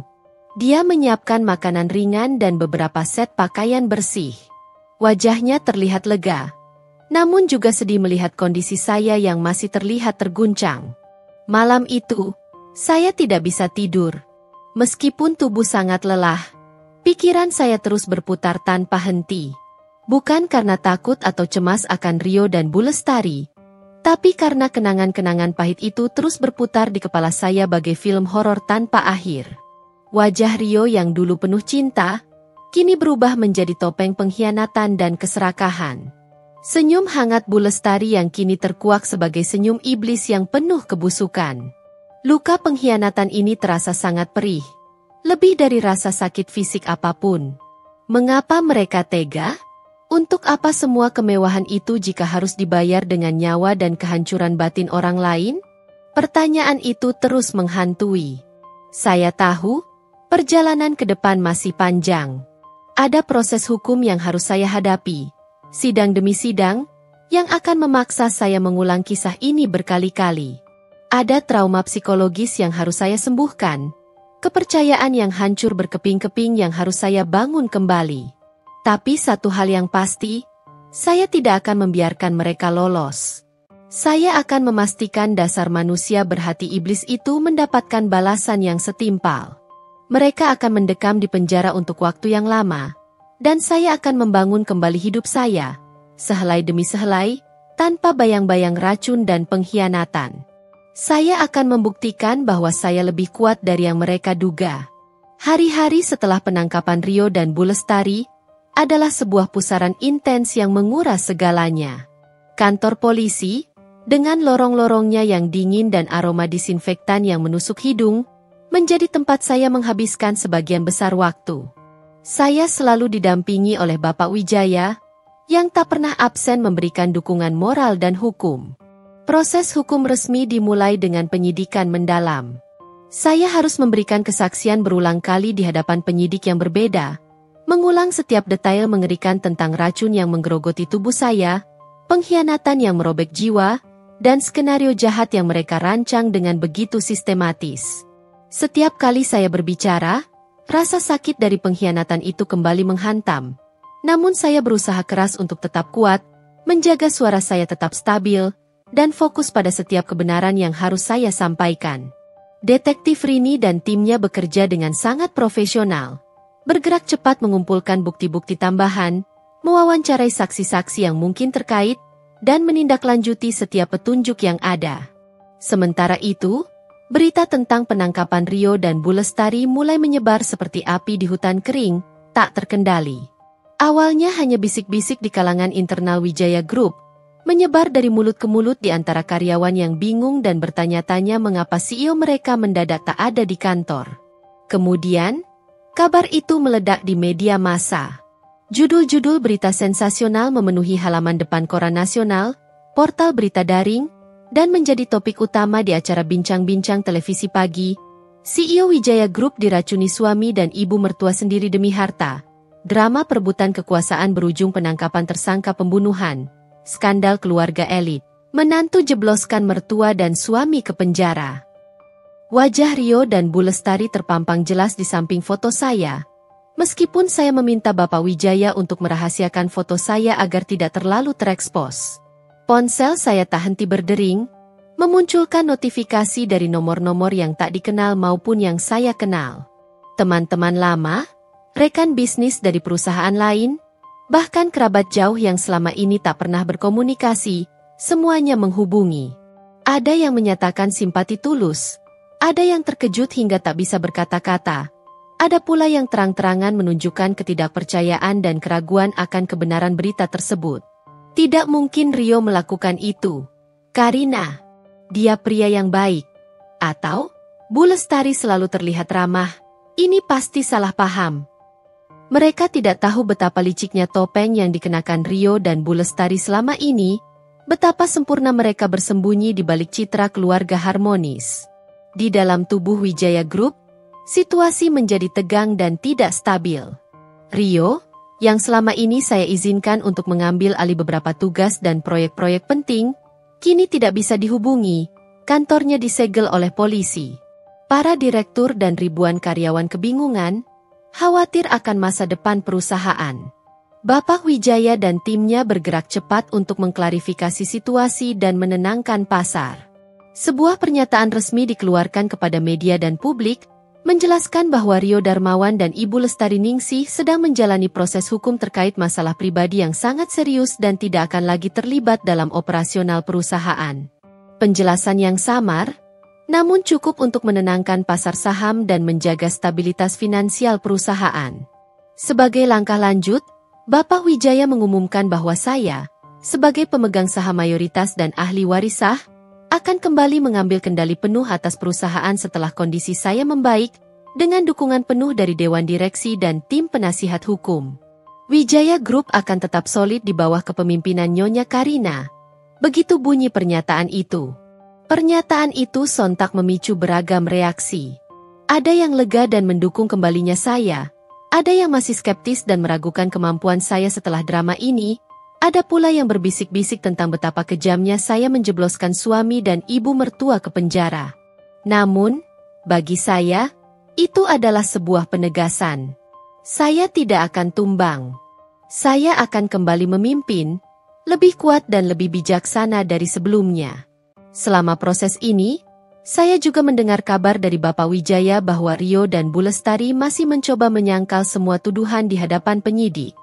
Mereka bersikeras bahwa ini adalah kesalahpahaman besar, atau bahkan fitnah keji, yang saya rancang untuk menjebloskan mereka dan menguasai harta sendiri. Mereka berakting seolah-olah menjadi korban dari ambisiku yang tak terbatas. Namun, Detektif Rini meyakinkan saya bahwa bukti-bukti yang kami miliki, terutama hasil uji lab yang sudah terbukti, rekaman audio percakapan mereka, dan rekaman visual dari kamera tersembunyi, sudah lebih dari cukup untuk membungkam setiap sangkalan dan dalih mereka. Meskipun lelah secara fisik dan mental, ada resolusi yang kuat dalam diri saya. Saya tidak akan membiarkan simpati palsu dari masyarakat atau fitnah keji dari mereka menggoyahkan tekad saya. Mereka telah memilih jalan kejahatan ini, dan kini, mereka harus menghadapi konsekuensinya di mata hukum. Kujebloskan kalian ke penjara bukan lagi hanya ancaman yang terucap dalam amarah, tapi sebuah janji yang akan saya penuhi di hadapan hukum dan keadilan. Beberapa minggu yang terasa seperti penantian di ujung jurang akhirnya berujung pada hari yang dinanti-nanti sekaligus ditakuti. Sidang Perdana Rio dan Bu Lestari. Pagi itu, Gedung Pengadilan Negeri Jakarta Selatan dipenuhi oleh hiruk-pikuk awak media yang memadati pelataran, kamera-kamera berkedip tanpa henti, dan masyarakat yang penasaran berdesakan ingin menyaksikan drama keluarga elit ini. Kasus ini memang menjadi sorotan publik yang luar biasa, mengingat status Wijaya Group dan dramanya yang begitu memilukan. Saya tiba di pengadilan, dikawal ketat oleh Bapak Wijaya dan seorang petugas keamanan pribadi yang diatur olehnya. Detektif Rini juga hadir, memastikan keamanan saya dan kelancaran proses. Saya mengenakan setelan blazer berwarna gelap, mencoba memancarkan ketenangan dan kekuatan, meskipun di dalam hati ada gejolak emosi yang luar biasa. Ini bukan hanya tentang kemenangan hukum, ini adalah tentang menghadapi kembali wajah-wajah pengkhianat itu, menuntut pertanggungjawaban atas setiap tetes racun dan setiap kata kebohongan yang mereka lontarkan. Saat saya melangkah masuk ruang sidang yang luas dan berarsitektur formal, atmosfer langsung berubah menjadi dingin dan tegang. Suara bisikan-bisikan segera mereda. Mata saya langsung tertuju pada bangku terdakwa. Di sana, duduklah Rio dan Bu Lestari. Mereka tampak jauh berbeda dari sosok yang saya kenal. Wajah Rio terlihat lebih kurus. Matanya cekung dengan kantung mata hitam yang kentara, dan sorotnya dipenuhi keputusasaan serta kemarahan yang samar. Sementara Bu Lestari, meskipun masih menunjukkan kemarahan dan kebencian yang mendalam, kini tampak lebih lusuh, lesu, dan rapuh.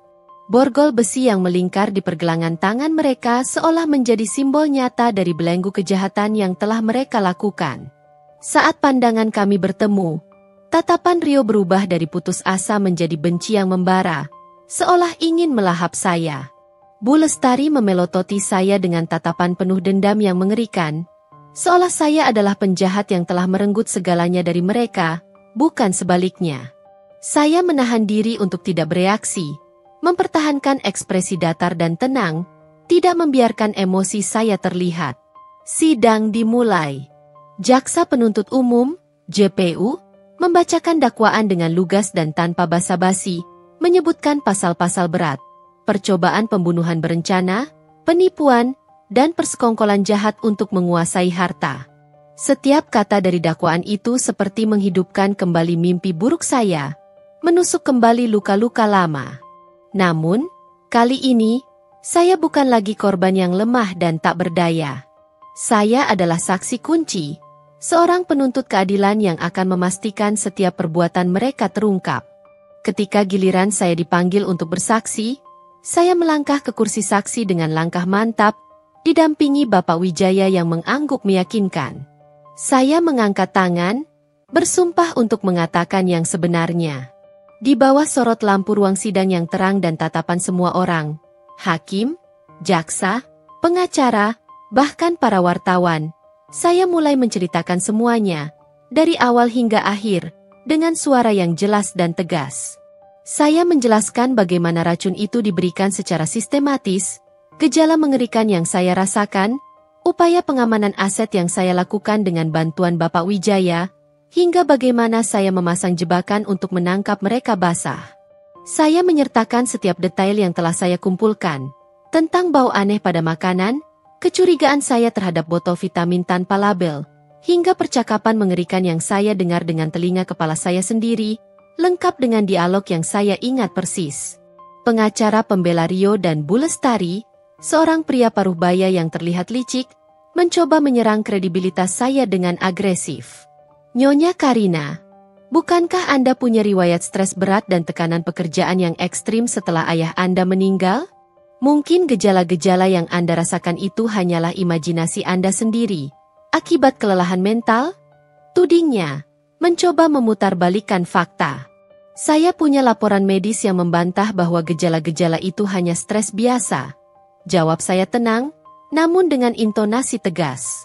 Dan yang lebih penting, saya juga punya bukti forensik dari laboratorium terkemuka yang menunjukkan adanya racun berbahaya di makanan dan minuman yang saya konsumsi. Apakah itu juga imajinasi, Tuan Pengacara? Saya menatapnya lurus. Pengacara itu terdiam sejenak, sedikit tersentak. Kemudian, ia mencoba taktik lain, berusaha menggiring opini publik. Nyonya Karina, Anda adalah satu-satunya pewaris kekayaan Wijaya Group yang tak terbatas.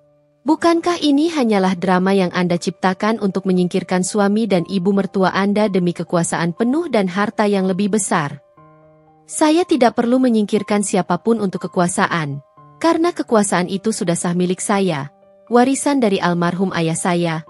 Jawab saya tegas, suara saya menggelegar di ruang sidang, penuh dengan kemarahan yang tertahan.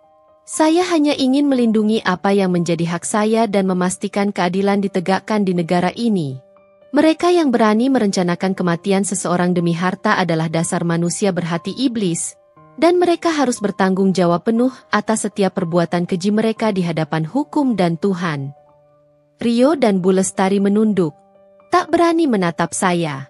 Sorot mata mereka, meski penuh kebencian, kini juga menunjukkan bahwa mereka menyadari bahwa kali ini, akting dan kebohongan mereka tidak akan mampu menyelamatkan mereka. Di ruang sidang yang megah itu, di hadapan mata publik dan hukum, tirai drama kebohongan mereka telah jatuh, digantikan oleh kebenaran yang pahit dan tak terhindarkan. Persidangan berlanjut, hari demi hari yang terasa panjang, minggu demi minggu yang menguras energi. Setiap sesi adalah pertempuran mental dan emosional yang intens bagi saya. Saya harus terus-menerus menghadapi tatapan benci dan amarah dari Rio dan Bu Lestari, mendengar dalih dan kebohongan yang mereka coba lontarkan melalui pengacara mereka yang gigih. Namun, setiap kali mereka mencoba menyangkal, Jaksa Penuntut Umum, JPU, akan menghadirkan bukti yang semakin mengikat mereka, seolah tali jerat yang mengencang di leher. Pukulan telak pertama datang dari hasil uji laboratorium yang menunjukkan kandungan racun mematikan dalam sampel makanan dan vitamin yang telah saya serahkan. Ahli forensik bersaksi dengan detail yang mengerikan tentang jenis racun, dosis yang digunakan, dan efeknya yang sistematis pada tubuh manusia. Ia juga menjelaskan secara ilmiah tentang adanya zat penenang dan antidot parsial yang dicampurkan, menguatkan argumen bahwa ini adalah tindakan yang direncanakan dengan sangat matang, keji, dan bertujuan untuk menyiksa korban secara perlahan. Rio dan Bu Lestari terlihat semakin gelisah di bangku terdakwa, keringat dingin mulai membasahi pelipis mereka. Kemudian, klimaksnya tiba. JPU meminta izin untuk memutar bukti rekaman audio dan visual. Layar besar di ruang sidang menyala, menampilkan rekaman yang diambil dari kamera tersembunyi di rumah saya. Suara Rio dan Bu Lestari terdengar jelas, membicarakan rencana mereka untuk meracuni saya, membahas bagaimana mereka akan menguasai Wijaya Group, dan bahkan menertawakan penderitaan saya. Dia sudah mulai batuk-batuk darah. Suara Bu Lestari terdengar puas. Bagus, berarti dosisnya pas, sahut Rio sambil tertawa renyah. Rekaman video selanjutnya menunjukkan Rio secara terang-terangan menuangkan cairan bening dari botol tanpa label ke dalam minuman saya di meja makan, sementara Bu Lestari mengawasinya dengan senyum puas. Ada pula rekaman saat saya menandatangani dokumen palsu, diikuti dengan perayaan dan ucapan-ucapan kemenangan mereka yang penuh keserakahan, persis seperti yang saya dengar pada hari penangkapan. Rio mengangkat dokumen itu tinggi-tinggi, Bu Lestari berpelukan dengannya, mata mereka berbinar-binar penuh ambisi. Ini dia, Ibu, kemenangan kita. Karina sudah tidak ada artinya lagi, teriak Rio dalam rekaman, suaranya dipenuhi kegembiraan.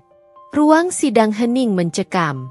Tidak ada satupun suara yang terdengar kecuali dialog mengerikan dari rekaman itu. Ekspresi para hadirin, termasuk wartawan dan pengunjung, menunjukkan keterkejutan dan rasa jijik. Wajah Rio dan Bu Lestari di bangku terdakwa memucat pasi, darah seolah lenyap dari wajah mereka. Mereka tidak bisa lagi bersembunyi di balik topeng kepalsuan yang selama ini mereka kenakan. Pengacara mereka mencoba berargumen bahwa rekaman itu mungkin editan atau direkayasa, tetapi ahli IT dari kepolisian dengan mudah membantahnya, menunjukkan integritas data rekaman tersebut, lengkap dengan metadata yang tak bisa dipalsukan.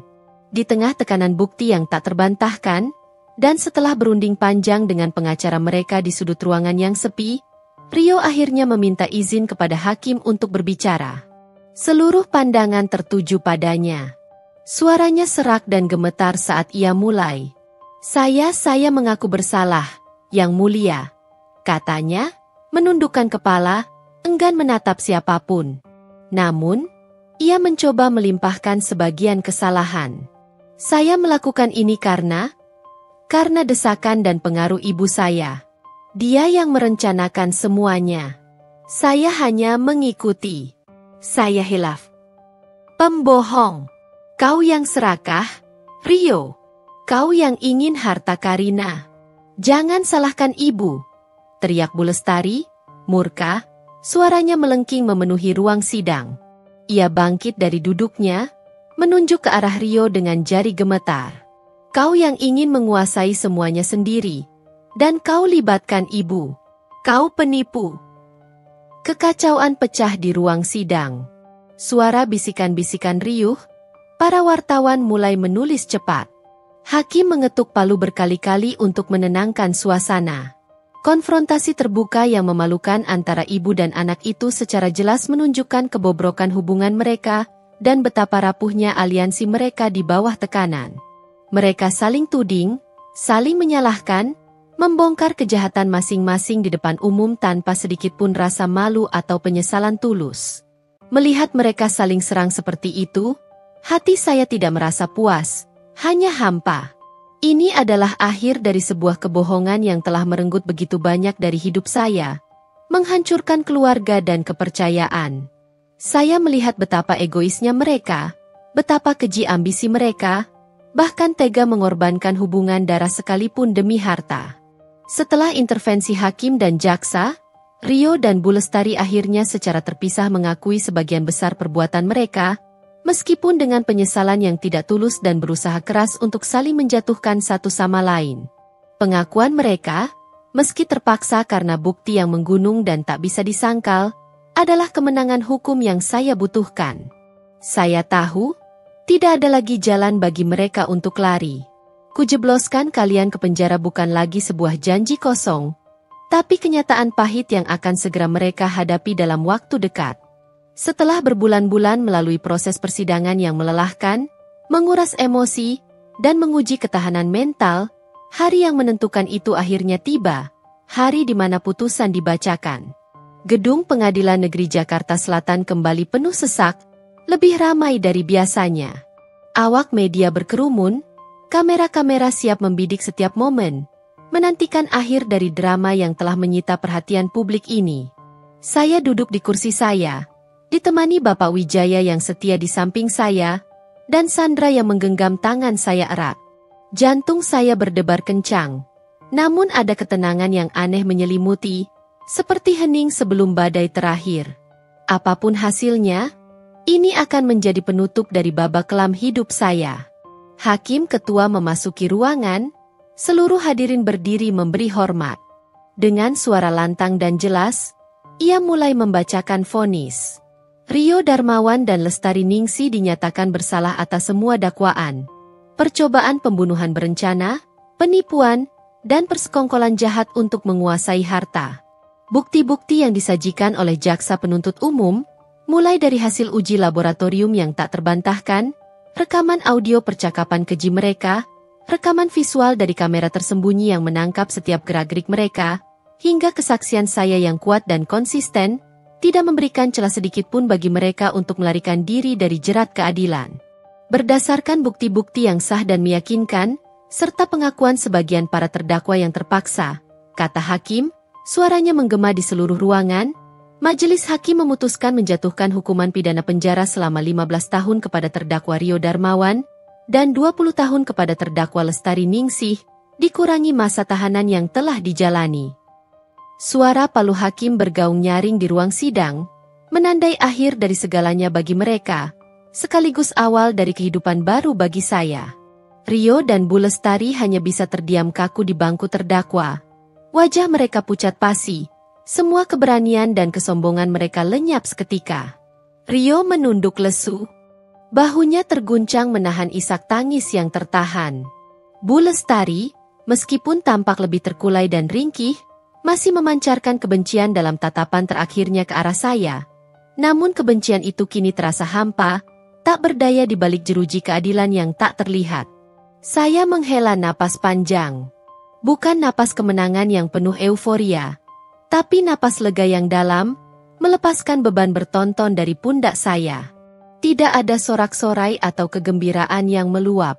Hanya ada rasa damai yang perlahan menyelimuti, seperti air tenang setelah badai dahsyat. Mereka akan membayar harga atas perbuatan mereka. Dasar manusia berhati iblis itu kini berada di tempat seharusnya, di mana kejahatan mereka akan menemukan balasan yang setimpal. Setelah persidangan yang menguras tenaga dan emosi itu, saya mulai fokus sepenuhnya pada pemulihan diri.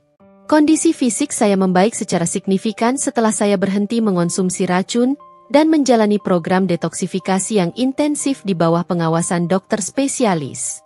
Tubuh saya perlahan kembali pulih, energi kembali terisi. Namun, luka psikologis akibat pengkhianatan ini membutuhkan waktu lebih lama untuk sembuh. Saya memutuskan untuk menjalani terapi rutin dengan seorang psikolog profesional. Melalui sesi-sesi terapi, saya belajar bagaimana mengatasi trauma, mengelola emosi yang kompleks, dan membangun kembali kepercayaan diri serta kepercayaan pada orang lain yang sempat hancur berkeping-keping. Secara paralel, saya juga kembali mengambil alih kendali penuh atas Wijaya Group. Dengan bantuan Bapak Wijaya dan timnya, saya membersihkan internal perusahaan dari elemen-elemen yang mungkin terlibat atau terpengaruh oleh Rio dan Bu Lestari. Saya melakukan restrukturisasi besar-besaran, mempromosikan karyawan-karyawan loyal dan berintegritas tinggi ke posisi-posisi kunci, serta memperkenalkan kebijakan transparansi dan etika bisnis yang lebih ketat. Perusahaan ini, yang merupakan warisan berharga dari almarhum ayah saya, bangkit kembali dengan fundamental yang lebih kuat, tata kelola yang lebih sehat, dan visi yang lebih jelas untuk masa depan. Saya tidak hanya menjadi pemimpin yang cakap, tapi juga pemimpin yang ditempa oleh badai dan menjadi lebih tangguh. Hidup saya memang tidak akan pernah sama. Bekas luka pengkhianatan itu akan selalu ada, mengingatkan saya akan kegelapan yang pernah saya alami dan kejamnya dunia. Saya belajar untuk lebih berhati-hati dalam mempercayai orang, namun saya tidak membiarkan diri saya menjadi pahit atau sinis. Saya memilih untuk fokus pada kebaikan, pada orang-orang yang tulus mendukung saya, seperti Bapak Wijaya yang telah menjadi seperti ayah kedua, Sandra yang setia, dan beberapa teman serta kerabat yang tidak pernah meragukan saya. Saya juga mulai mengalokasikan lebih banyak waktu dan sumber daya untuk Yayasan Sosial Pendidikan Anak Yatim Piatu yang saya sebutkan dalam wasiat saya. Memberikan kesempatan bagi anak-anak kurang beruntung untuk meraih pendidikan adalah cara saya untuk menemukan makna baru dan mengubah pengalaman pahit menjadi sesuatu yang positif dan bermanfaat bagi orang lain. Babak baru kehidupan saya telah dimulai. Sebuah kehidupan yang jauh dari racun, kebohongan, dan keserakahan. Saya mungkin telah kehilangan orang-orang yang saya anggap keluarga dalam drama ini, namun saya mendapatkan kembali diri saya, kehormatan saya, dan masa depan saya yang cerah. Saya adalah Karina, penyintas yang kini lebih kuat, lebih bijaksana, dan siap menghadapi apapun yang menanti di masa depan. Dan untuk itu, saya bersyukur. Waktu terus bergulir, tak pernah berhenti. Bertahun-tahun telah berlalu sejak Palu Hakim mengakhiri babak kelam dalam hidup saya di ruang sidang yang dingin itu. Rio dan Bu Lestari masih mendekam di balik jeruji besi, membayar mahal atas kejahatan keji mereka. Kabar terakhir yang kudengar melalui Bapak Wijaya, hubungan mereka semakin memburuk di penjara, terus saling menyalahkan atas kehancuran yang mereka alami. Sebuah akhir yang ironis bagi dua jiwa yang begitu terobsesi dengan keserakahan, kini terbelenggu oleh konsekuensi perbuatan mereka sendiri. Bagi saya, perjalanan pemulihan adalah proses yang panjang dan berlapis. Fisik saya memang telah pulih sepenuhnya dari racun yang menggerogoti, namun luka psikologis akibat pengkhianatan yang mendalam ini membutuhkan waktu jauh lebih lama untuk sembuh. Saya rutin menjalani terapi psikologis, sesi demi sesi, belajar memproses trauma, mengelola emosi yang kompleks seperti kemarahan dan kekecewaan, dan membangun kembali kepercayaan pada diri sendiri serta pada sesama manusia. Saya menyadari bahwa kekuatan terbesar saya bukan terletak pada kekayaan atau posisi, melainkan pada ketahanan batin, kemampuan untuk memaafkan, dan keberanian untuk bangkit dari keterpurukan. Saya belajar untuk menerima bahwa saya tidak bisa mengendalikan tindakan orang lain, tetapi saya bisa mengendalikan bagaimana saya bereaksi terhadapnya. Di bawah kepemimpinan saya, Wijaya Group berkembang pesat.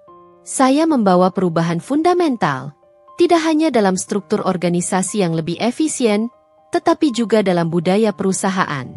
Transparansi, integritas, dan penghargaan terhadap karyawan menjadi pilar utama yang tak bisa ditawar. Kami berinvestasi besar-besaran pada pengembangan sumber daya manusia, program pelatihan yang komprehensif, dan inovasi yang berkelanjutan. Hasilnya, Wijaya Group tidak hanya pulih dari skandal itu, tetapi tumbuh menjadi perusahaan yang lebih kuat, lebih etis, dan lebih dihormati di mata publik maupun di kancah bisnis. Saya membuktikan bahwa kepemimpinan yang berlandaskan moral dan etika, yang dibangun di atas fondasi kepercayaan, jauh lebih langgeng daripada ambisi buta dan keserakahan yang merusak. Hubungan saya dengan Bapak Wijaya semakin erat dan mendalam. Ia kini menjadi seperti sosok ayah yang tak pernah lelah membimbing, memberikan nasihat, dan menjadi tempat bersandar. Sandra, sekretaris setiamu yang luar biasa, kini telah dipromosikan menjadi Chief Operating Officer, COO, mengelola operasional harian perusahaan dengan cekatan dan penuh dedikasi. Kepercayaan dan loyalitasnya adalah hadiah tak ternilai bagiku, membuktikan bahwa ketulusan masih ada di dunia ini. Saya juga semakin aktif dalam Yayasan Sosial Pendidikan Anak Yatim Piatu yang selama ini diam-diam saya dukung. Melihat senyum tulus di wajah anak-anak yang mendapatkan kesempatan untuk belajar, melihat mimpi-mimpi polos mereka mulai tumbuh dan bersemi, memberikan saya kebahagiaan dan makna hidup yang jauh melampaui kekayaan materi apapun. Ini adalah cara saya untuk membalas kebaikan hidup, mengubah rasa sakit yang pernah saya alami menjadi energi positif, dan memastikan bahwa tidak ada lagi anak-anak yang tumbuh dengan penderitaan tak terucap atau harapan yang mati seperti yang hampir saya alami. Bekas luka memang ada. Bekas luka memang ada, terpahat di dalam jiwa saya, tapi itu bukan lagi sumber penderitaan atau kesedihan. Itu adalah pengingat. Pengingat akan kegelapan yang pernah saya taklukkan, pengingat akan kekuatan yang saya miliki untuk bangkit, dan pengingat akan pentingnya keadilan yang harus selalu diperjuangkan. Saya tidak lagi hidup dalam bayang-bayang racun dan pengkhianatan. Saya adalah Karina, perempuan yang telah melalui api, yang kini berdiri tegak, memimpin dengan integritas, dan menjalani hidup dengan hati yang penuh harapan serta ketulusan. Kisah saya mungkin dimulai dengan pengkhianatan yang menusuk, tapi diakhiri dengan kemenangan keadilan dan fajar kehidupan baru yang jauh lebih berarti dan berharga. Waktu terus melaju, tak kenal lelah, mengukir kisah baru dalam setiap detiknya. Kini, genap 5 tahun telah berlalu sejak Rio dan Bu Lestari menerima vonis hukuman mereka. Mereka tetap mendekam di penjara, menjadi bayangan samar dari orang-orang yang pernah mengisi sebagian besar hidupku dengan kebohongan dan racun. Saya tak lagi memikirkan mereka, tak ada lagi ruang untuk dendam. Fokus saya sepenuhnya tertuju pada masa kini, pada pembangunan kembali, dan pada harapan yang terbentang di masa depan. Kesehatan fisik saya telah pulih sepenuhnya, bahkan mungkin lebih baik dari sebelumnya. Trauma racun yang pernah menggerogoti tubuhku telah menumbuhkan kesadaran mendalam akan pentingnya menjaga diri. Saya rutin berolahraga, mulai dari yoga hingga lari maraton sesekali, dan menerapkan pola makan sehat yang disiplin. Namun, yang paling signifikan adalah pemulihan mental dan emosional saya. Terapi yang berkelanjutan telah membantu saya memproses semua rasa sakit dan pengkhianatan yang mendalam, mengubahnya menjadi kebijaksanaan dan kekuatan batin yang tak tergoyahkan. Saya belajar untuk memaafkan, bukan demi mereka yang telah menyakiti, tetapi demi kebebasan diri saya sendiri dari belenggu kebencian dan kepahitan. Pemaafan itu membebaskan saya dari racun emosi yang bisa meracuni lebih dari sekadar fisik. Saya kini bisa melihat kembali masa lalu tanpa rasa sakit yang membakar, hanya sebagai sebuah pelajaran berharga. Wijaya Group bukan lagi sekadar perusahaan warisan ayah, melainkan sebuah mahakarya yang telah saya bentuk kembali dengan keringat, air mata, dan dedikasi yang tak terbatas.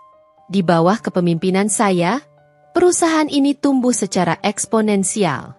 Kami berekspansi agresif ke pasar internasional, meluncurkan inovasi-inovasi mutakhir yang ramah lingkungan, dan menjadi pelopor dalam inisiatif tanggung jawab sosial perusahaan yang nyata dan berdampak. Reputasi kami menjulang tinggi, bukan hanya karena kesuksesan finansial yang gemilang, tetapi karena integritas dan nilai-nilai etika yang kami junjung tinggi dalam setiap aspek bisnis.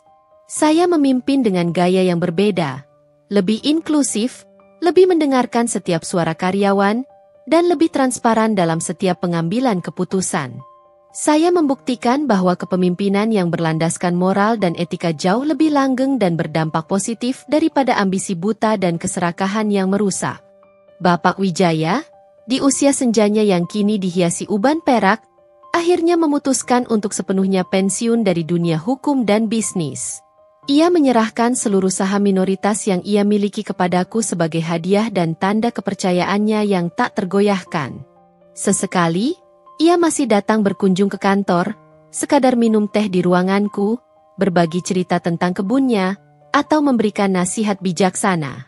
Hubungan kami adalah bukti bahwa keluarga tidak selalu harus tentang darah, melainkan tentang ikatan hati dan kepercayaan.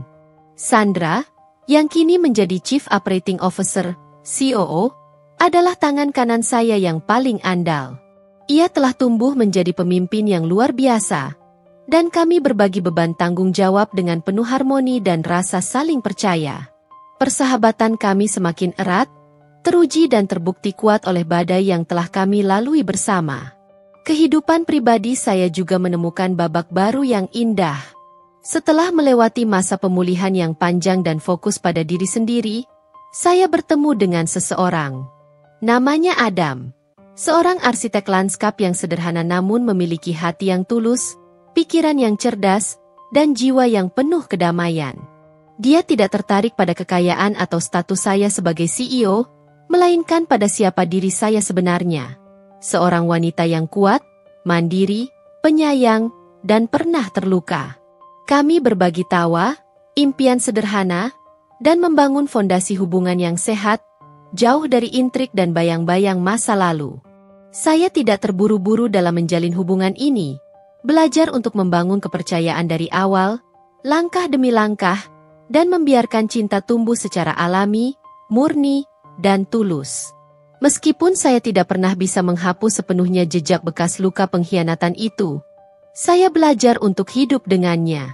Bekas luka itu adalah bagian tak terpisahkan dari diri saya, sebuah tato dari pengalaman pahit yang membentuk saya menjadi pribadi yang lebih kuat, lebih bijaksana, dan lebih menghargai setiap detik kehidupan.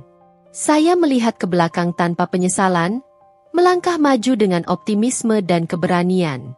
Kisah saya adalah bukti nyata bahwa bahkan dari pengkhianatan terdalam sekalipun, keadilan bisa ditemukan, pemulihan adalah mungkin, dan harapan akan selalu mekar, membentuk cincin kehidupan yang baru dan jauh lebih indah dari yang pernah saya bayangkan. 6 tahun. 6 tahun telah berlalu sejak Gema Palu Hakim memutuskan nasib mereka. Angka itu bukan lagi sekadar penanda waktu, melainkan sebuah simbol perjalanan. Perjalanan dari jurang pengkhianatan menuju puncak pemulihan, dari seorang korban menjadi arsitek takdirku sendiri. Rio dan Bu Lestari mungkin telah membusuk di penjara, namun mereka tak lagi memegang kendali atas emosi atau pikiranku. Mereka adalah babak gelap yang telah kututup rapat, sebuah pelajaran mahal yang tak akan pernah kulupakan. Saya sering merenung di balkon apartemen baru saya, menghadap Cakrawala Jakarta yang membentang luas. Dulu, pandangan itu mungkin terasa hampa, kini dipenuhi dengan kemungkinan tak terbatas. Saya telah membangun kembali Wijaya Group menjadi sebuah institusi yang tak hanya sukses secara finansial, tetapi juga memiliki hati dan jiwa. Budaya perusahaan yang kami tanamkan kini berpusat pada integritas, inovasi, dan kesejahteraan karyawan. Saya melihat senyum tulus di wajah setiap individu yang bekerja dengan saya, merasakan energi positif yang mengalir, dan tahu bahwa inilah warisan sejati yang ingin saya tinggalkan. Bapak Wijaya, kini sepenuhnya menikmati masa pensiunnya. Sesekali kami masih makan siang bersama. Matanya yang dulu penuh kekhawatiran kini memancarkan kedamaian. Beliau adalah pahlawan tanpa tanda jasa dalam hidupku. Dan Sandra, COO saya, adalah cerminan dari kekuatan perempuan yang sesungguhnya. Bersamanya, kami membentuk tim yang tak hanya efisien, tapi juga memiliki ikatan emosional yang kuat, saling mendukung dalam setiap tantangan. Hubungan dengan Adam, sang arsitek lanskap, telah berkembang menjadi sesuatu yang mendalam dan kokoh. Dia adalah jangkar di tengah badai, sosok yang membawa ketenangan dan perspektif baru dalam hidupku. Dia tidak menghakimiku atas masa lalu, melainkan memeluknya, menjadikannya bagian dari diriku yang ia cintai. Dengan dia, saya belajar kembali arti kepercayaan, keintiman, dan kebahagiaan yang sederhana namun tulus. Kami menikmati perjalanan panjang di akhir pekan, menanam pohon-pohon baru di taman rumah baruku, dan merencanakan masa depan bersama dengan penuh harapan. Bekas luka pengkhianatan itu kini menjadi semacam kompas internal. Ia mengingatkanku untuk selalu waspada, namun tidak pernah membiarkanku menjadi pahit atau menutup diri. Sebaliknya, ia mendorongku untuk menjadi lebih tangguh, lebih empati, dan lebih menghargai setiap kebaikan yang datang. Saya memahami bahwa kejahatan bisa datang dari tempat yang paling tak terduga, tetapi begitu pula dengan cinta, dukungan, dan kebaikan sejati. Saya berdiri di ambang horizon baru, tidak lagi terbebani oleh masa lalu, melainkan dibentuk olehnya.